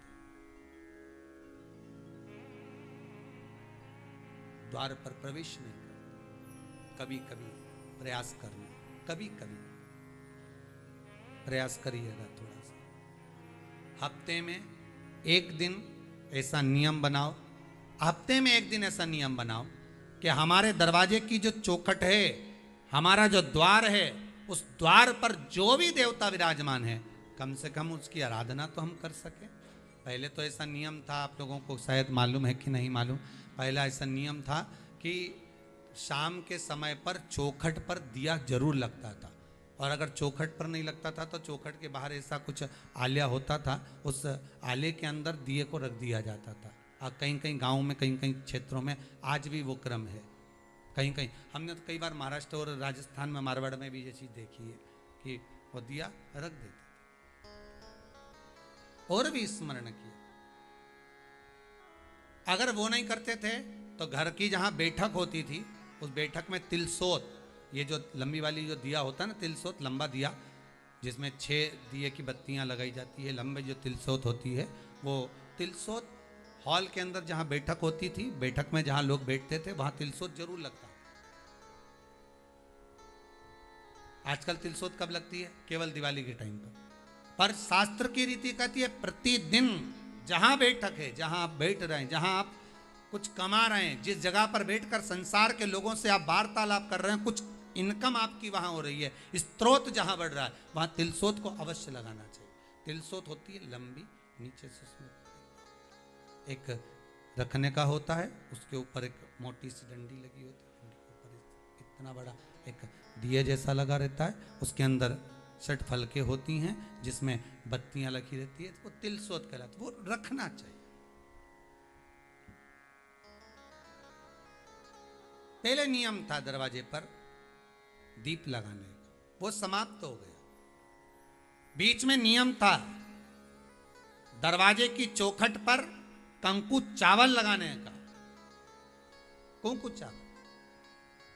आज भी राजस्थान में मारवाड़ के अंतर्गत जो अगर आप दर्शन करेंगे तो जितने हमारे सालासर बालाजी का करो, मेहंदीपुर बालाजी का करो, श्याम जी का करो, या फिर आप दर्शन करें दादी रानी सती का करिए, तो आज भी वहाँ पर एक नियम है। आप दादी माँ के यहाँ जाएंगे रानी सती पर, तो आप वहाँ पर भी दर्शन करेंगे तो वहाँ एक चांदी का पाटला रखा रहता है चौखट के भाव से। किसके भाव से रखा रहता है? चौखट, माता के दरवाजे की चौखट। तो उस चौखट पर लोग स्वस्तिक बनाते, उसकी पूजन करते हैं, उसकी विनती करते, उसकी आराधना करते हैं, उसकी विनती करते हैं, उस चौखट की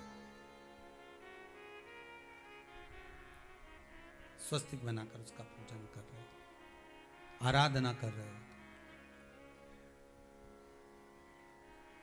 उस द्वार का पूजन प्रयास करा करो, हफ्ते में एक बार ऐसा दिन बना लो कि मुझे आज के दिन अपने दरवाजे की कहीं कुछ भाग में, कुछ नहीं होगा तो जरा सा पोछा लगाकर जरा सा स्वस्तिक ही बना दूं, जरा सा मैं कुछ भाग कंकु ही लगा दूं, कुछ अक्षत ही लगा दूं। क्यों?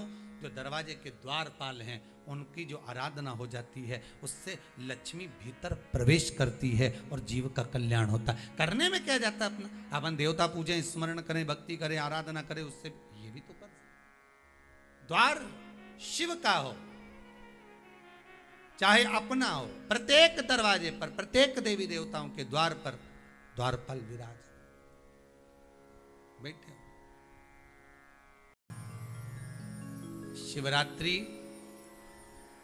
खंड को जब अपन पढ़ें, भाव को अगर स्पष्ट पढ़ा जाए तो उसमें बड़ा सुंदर भाव व्यक्त किया गया है। भगवान शंकर का अनुमोदन कर कर बड़ा सुंदर प्रसंग वर्णित किया गया है। एक भील अपने बच्चों के लिए भोजन देने के लिए जाता है।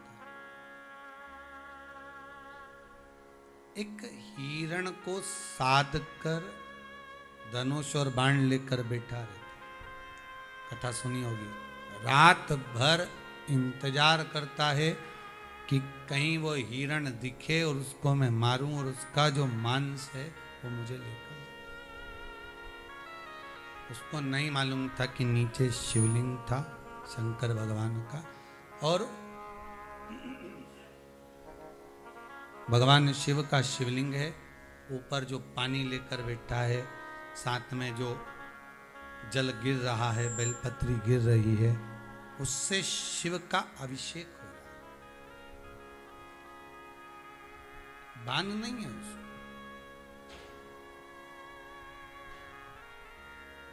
अच्छा, जल तो चढ़ गया, जल समर्पित भी हो गया। बेलपत्री का वृक्ष था, बेलपत्री नीचे गिर रही थी, वो भी शिव को मिल गई, वो भी भगवान शंकर को प्राप्त हो गई। पर एक भाव उसी बेलपत्र के वृक्ष पर, आप कभी अगर बेलपत्री को पाते हैं, बेलपत्री को अगर आपने खाया है, आपने स्मरण किया होगा, तो बेलपत्री को जब आप खाते हैं रोग मुक्ति के लिए, तो उसको जब छोटी सी बेलपत्र को चबा चबा कर खाते हैं तो शुरू में तौरी लगती है, उसके बाद थोड़ा सा मिठासपन लगता है,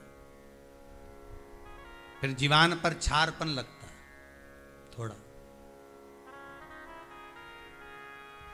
बेलपत्र का जब वृक्ष है, उसकी जो पत्ती गिर रही है, उस पत्ती के साथ में कुछ रस तत्व भी शिव को समर्पित हो रहा है।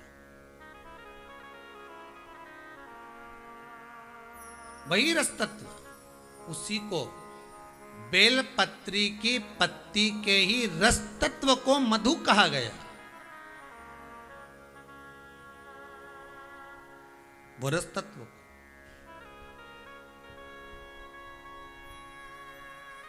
जो भगवान शंकर को समर्पित हो रहा है, भगवान शिव जिसको ग्रहण कर रहे हैं, धारण कर रहे हैं। मधु की महत्वता को बहुत ध्यान दीजिएगा। किस किस चीज के लिए मधु चढ़ता है शिव जी पर? शंकर को अगर अपन शहद चढ़ाते हैं तो किस चीज के लिए चढ़ता है, किस कार्य के लिए चढ़ता है? भगवान शिव को जो हम समर्पित कर रहे हैं मधु, तो वो किस चीज के लिए समर्पित होता है? 4 चीजें हैं भगवान शंकर को मधु क्यों चढ़ाया जाता है। पहला, रोग के निवारण के लिए। दूसरा, शरीर की जो नाड़ियां हैं जो चोक हो जाती हैं, ब्लड को रोक देती हैं जाने के लिए, उसके लिए भी शिव को शहद चढ़ाया जाता है।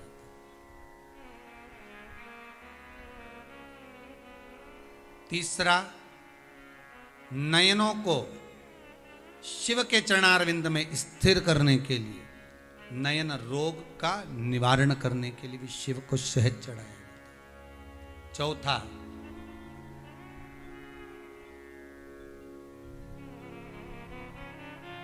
भगवान शंकर छोटे छोटे जीव जो शिव से दूर नहीं है, कंकर से जो चिपके हुए हैं, जो कहीं जा नहीं सकते, उनको कोई पूछता नहीं, सब उनके विपरीत हैं, शिव उनको अपने करीब में लाकर पूरी सृष्टि का संचार करने के लिए, अपने नजदीक लाने के लिए शंकर उस सृष्टि खंड को अपने आनंद सुख में लेने के लिए उस शहद का पूर्ण अभिषेक, शहद मधु इसलिए चढ़ाया संपूर्ण विश्व कल्याण के लिए। अकाल मृत्यु वो मरे जो काम करे चंडाल का, काल उसका क्या बिगाड़े जो भक्त हो महाकाल। शिव की उपासना। अरे भाई, यहां तक संवाद है, यहां तक वर्णन किया जाता है कि बच्चा जन्म लेता है, जन्म लेने के बाद वो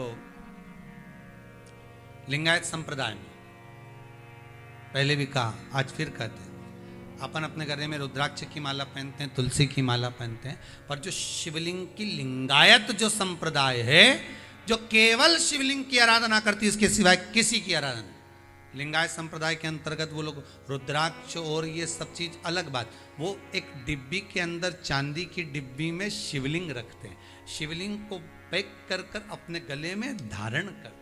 लिंगायत संप्रदाय में, कि बड़ी भारी संप्रदाय में, लिंगायत संप्रदाय के किसी संप्रदाय जिसके अंतर्गत जन्म लिया बच्चा यदि गुरु मंत्र नहीं लेता तो मां उस बच्चे को दूध तक नहीं पिलाती जब तक गुरु मंत्र नहीं होता।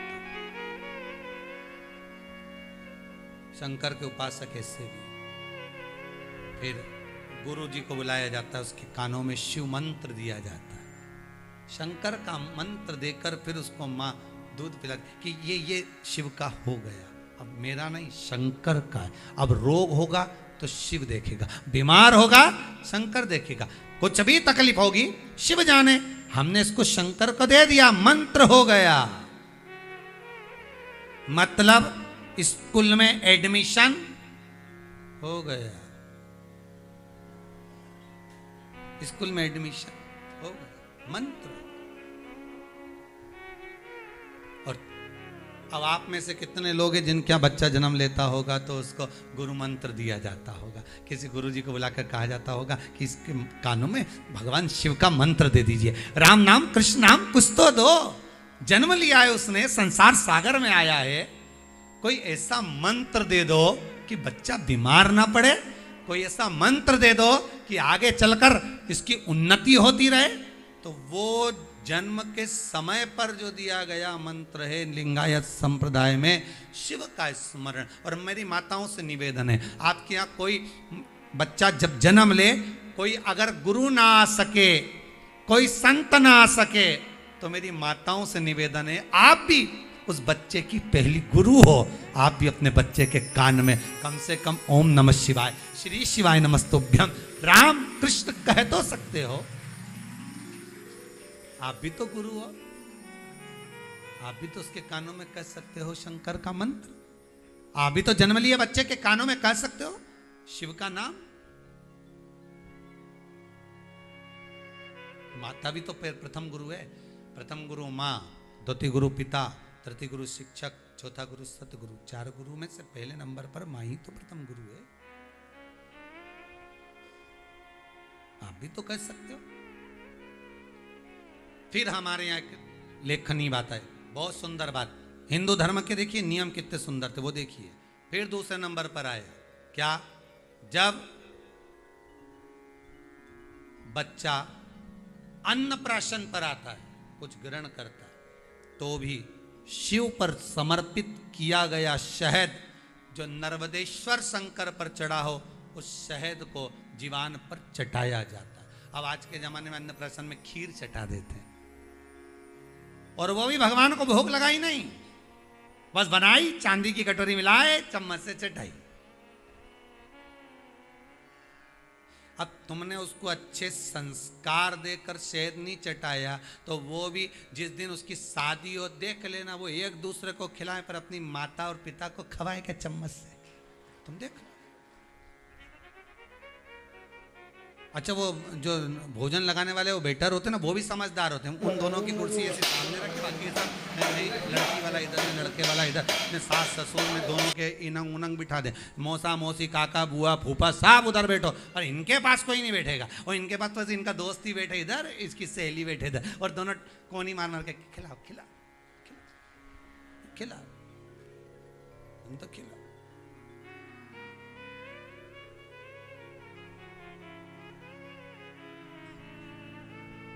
अब दोनों के माता पिता देख रहे हैं, तो जो जन्म के समय पर अन्नप्राशन जब कराया था, मुख में पहली बार अन्न दिया था, उस अन्नप्राशन के समय पर शंकर पर चढ़ा हुआ शहद का थोड़ा सा भाग अगर मधु का लगा देते, तो माता पिता के चरण छोड़कर बेटा कुछ खाता ही नहीं, जाता ही नहीं, फिर चुपचाप से जेब में भर के कमरे में नहीं ले जाता, खिलाना तो था, तो खिलाया।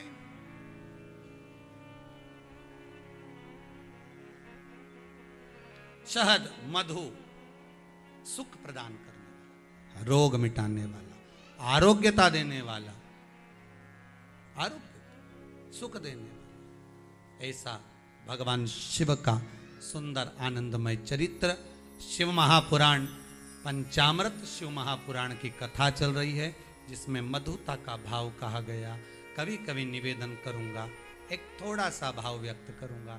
मान लो घर में अशांति ज्यादा हो, रोग बीमारी ज्यादा घेर रही हो, तो शंकर पर थोड़ा सा शहद चढ़ाकर आप जब पूजन करते हो, जल चढ़ाते हो, अनुष्ठान करते हो, अभिषेक करते हो, जब शिव जी का पूजन करें, जब शहद चढ़ाएं, तो उसमें से जरा सा शहद एक चम्मच में रख लें। वो चौखट पर लगा देने पर बीमारी, रोग, अशांति सब समाप्त हो जाता है। घर में सुख बढ़ना प्रारंभ हो जाता है, समृद्धि बढ़ना प्रारंभ। मधुता में सुख भी, शहद में सुखता भी।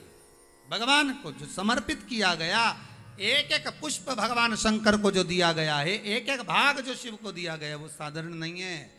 शंकर के पास जो भी चीज रखी है सब VIP है। गले में देख लो नाग बासुकी है, कानों में बिच्छू, हाथ में त्रिशूल, सब उसके पास में भी है, कोई चीज ऐसी सबाई तरासेगी वो शब्दों के बाण कहकर, अपशब्द कहकर, ताने देकर। कई बहुएं कहती हैं गुरुजी हमारी सास बहुत आड़ा टेढ़ा कहती, बहुत बोल दो उसको कि एक बार मत बोले। थी एक सास बहू बहुत झगड़ा करती थी। एक दिन सास एक पंडित जी के पास गई, गुरुजी मैं तो बड़ी तंग आ गई मेरी बहू से, कई करूं मैं तो मरी जाऊं। हमने कहा काय को मरे बहन, मरने की जरूरत क्या, मेरी बहू बहुत गाली दे। हमने कहा तू नहीं दे,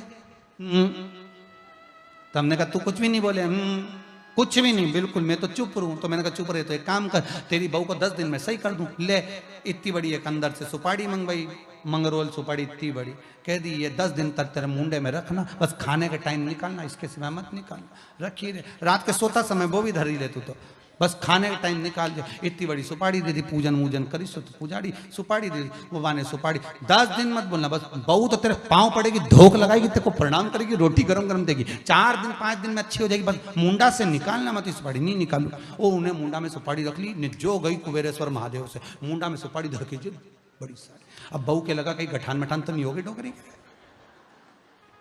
अभी तो यहाँ भरी सुपारी पहुंच गई। अब ये तो जाए हो चुपचाप बस। अब बहू को, बहू ने कोई सब्जी वब्जी ज्यादा बना दी होगी, वो फेंकने चली गई, ज्यादा बन गया खाना, तो इसको गुस्सा तो खूब आया, पर मुंडा में तो सुपारी उसी को कतर रही। सुपारी भी बड़ी साली कहती है, कतर रही अंदर से, गुस्सा तो खूब आया। एक दिन निकल गया, दूसरा दिन, अब बेटी बहू ने पूछा क्या बनाऊं,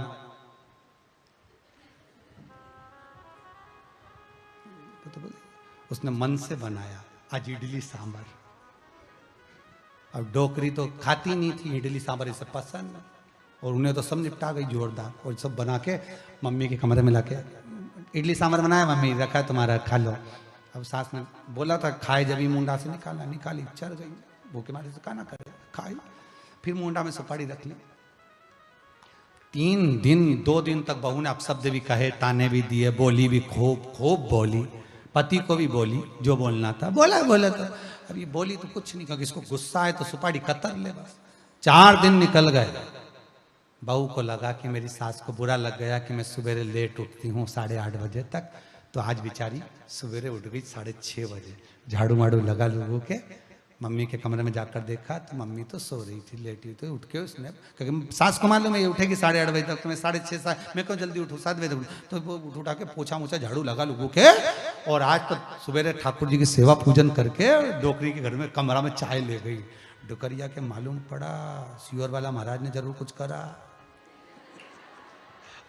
अब इनके कहीं मालूम कि सुपारी मुंडा में, चुप क्या बोले, रखिए। सास को लगा काम कर गई, सुपारी बहू सुधर गई, चाय लिया इतना साल में नहीं लिया, झाड़ू भी लगा लिया, भुनसारा से उठ गई सुबह से। दोनों के खुश, अब वो भी खुश ये भी खुश, दोनों खुश। निकलते निकलते 8 दिन निकल गए। अब तो बहू तेल लगा दे सास के लाव में, लगा दो मुंडा में सुपारी। अब तो मन में आ रहा है कि सुपारी निकाल के फेंक दूं, पर 10 दिन की है, दवाई तो पूरी रखना पड़ेगा। 10 दिन खूब प्रेम से। अब बहू ने कहा मम्मी मैं गाड़ी चलाना सीख गई, चलो पीछे बैठो मैं तुमको बाजार घुमा ला। हड़ताली खाती जा रही है तो साड़ी माड़ी दिलाई, साड़ी माड़ी दिलाई के लोग भुड़ा के और लाई लो सब आ गई। अब बस गाड़ी चढ़ाते चढ़ाते पल्लू भी उड़ जाए तो तुरंत सास उसका सिर पर पल्लू भी डालते, बहू को बड़ी खुशी हो हमारी डुकरिया देख कितना मेरा ध्यान रखे। और साड़ी दिलाई इसने, पैसा दिया डोकरी ने, फिर भी खुश, कोई दिक्कत, बढ़िया प्रसन्न हो रही ना। तो बहू सुधर गई तो प्रसन्नता कितनी आए। 10 दिन निकला, सीधे महाराज जी के पास पहुंची, सुपारी दी। गुरुजी बड़ी कृपा हुई, हमारी बहू तो 5वें दिन ही सुधर गई थी। महाराज जी बोले बहू नहीं सुधरी, तू सुधर गई, मुंडा से बोलना कम कर देनी तो आधी लड़ाई तो खत्म। पर खाया बिना रह जाऊं, ये देखो मैं तो बोला ही नहीं, तुम पहले बोल दिए बोला बिना नहीं। बात तो यही अड़ी नहीं, दिक्कत तो यही अड़ी है कि महाराज ही नहीं बोल पा रहे, तुम पहले खाया बिना रह जाऊं पर बोला बिना नहीं बोला। बोलने में तो लड़ाई है, बोले ही मत। क्या किसको रोइए चादर तान के सोइए, आग लगे बस्ती में अपन रहो मस्त, चकाचक रहिए। किसके लिए रहोगे, किसके लिए कहोगे मस्त। मैं तुझे गंगा नहीं बनाऊंगा, मैं तुझे नर्मदा ही रहने दूंगा। मैं गंगा को नर्मदा नहीं बनाऊंगा, मैं उसको गंगा ही रहने दूंगा। पर वचन देता हूं नर्मदा, तेरा कंकर शंकर होगा, तेरे कंकर में शंकर समाहित होगा। गंगा का स्नान, यमुना का पान, नर्मदा का दर्शन पुण्य प्रदान कर देगा। ये वचन देता हूं तेरे को। नर्मदा उतने में खुश हो, नर्मदा उतने में खुश प्रसन्न हो गई और आनंदित होकर चल दी नर्मदा, आनंदित होकर चल। ब्रह्मा जी ने पूछा नर्मदा कहां जा रही हो? नर्मदा जी कहती हैं आज मुझे वर मिल गया। ब्रह्मदेव जवाब नहीं दे पाए, वो भगवान शिव ने दे दिया। अच्छा, वर वही की वही था जो ब्रह्मा दे रहे थे, बस शंकर जी ने समझा, भोला समझा कर दिया, वासुकी नाग समझा कर दिया, वासुकी नाग को कर। आज भोलापन कितना था वासुकी नाग का कि माता ने, कद्रू देवी ने, माता ने अगर आज श्राप दे दिया तो चिंता में वासुकी नाग पड़ गए कि इनको बचाया कैसे जाए, इनको बचाने का तरीका क्या हो, इनको कैसे बचा सकते, किस तरह से बचा सकते। चित्त वृत्ति में कारण क्या हो सकता, कैसे बचाया जाए, क्या करा जाए।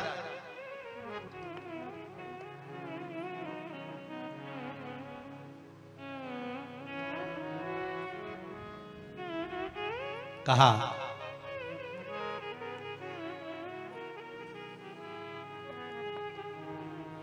वासुकी नाग ने अपनी बहन से कहा, बहन मनसा सुनो, ए जरत्कारु सुनो, कुछ ऐसी कृपा करना जिस समय सर्पों की आहुतियां डल रही हो, जिस समय पर सर्पों की आहुतियां डाली जा रही हो, जन्मे जय सर्प यज्ञ कर रहे हो, तब कोई ऐसा हो जो इस सर्पों की आहुतियां को बचा ले। मैं माता को नहीं समझा सकता, पर कोई ऐसा हो जो सर्प आहुतियां बचा। ठीक है, आस्तिक मुनि को भेजा। कौन आए थे? और उन्होंने कह दिया ये यज्ञ बंद कर दो, तुम्हारे पिता बैकुंठ में है ना, तो फिर यज्ञ करने की जरूरत क्या है? फिर यज्ञ क्यों कर रहे हो? जब पिता बैकुंठ में है, गौलोक धाम में है, राजा परीक्षित अच्छी जगह पहुंच गए, तो फिर यज्ञ क्यों? आस्तिक मुनि ने यज्ञ बंद करवा दिया। भोला भगत, भोला व्यक्ति होता ही ऐसा, वो श्रेष्ठता प्रदान करने में कुछ अच्छा कर जाएगा, कुछ अच्छा। शिव महापुराण की कथा कहती है, देवराज नाम का ब्राह्मण शिव मंदिर में बैठकर भी ब्राह्मण होकर अपने तत्व से वंचित रह गया था। चोरी का धन लेकर जा रहा था, बेलपत्री की छाया पड़ते हुए स्थान पर उसने प्राणों को त्याग दिया था, तो भगवान शिव के धाम पहुंच गया था। उसको चोरी तत्व में उसकी चित्तवृत्ति थी, पर उसको यह नहीं मालूम था कि यह बेलपत्री का वृक्ष। कभी कभी अनायास देखो, जान कर कर गलती करो तो वो गलती माफ नहीं होती। भोलेपन में, अज्ञानता में, आपने पूर्व में जो गलतियां करी हैं कि हम ऐसा कर दिए, हो गया, गलती हो गई ना, शंकर जी के पास जाकर निवेदन करो, शिवलिंग को स्पर्श कर कर निवेदन करो कि गलती हमसे हुई। कल भी आप जब शिवलिंग का निर्माण करो, पूजन करो, अर्चना करो, विसर्जन करो, उस समय पर बाबा से विनती करना, बाबा कोई गलती हुई हो तो क्षमा जरूर करना, और ऐसी कृपा करना कि इस विश्व का कल्याण हो, मेरे घर में सुख समृद्धि वैभव धन सब सदा कृपा दृष्टि बनाकर ऐसी ऐसी कृपा बाबा से बारंबार करिएगा, बारंबार स्मरण करिएगा, बारंबार।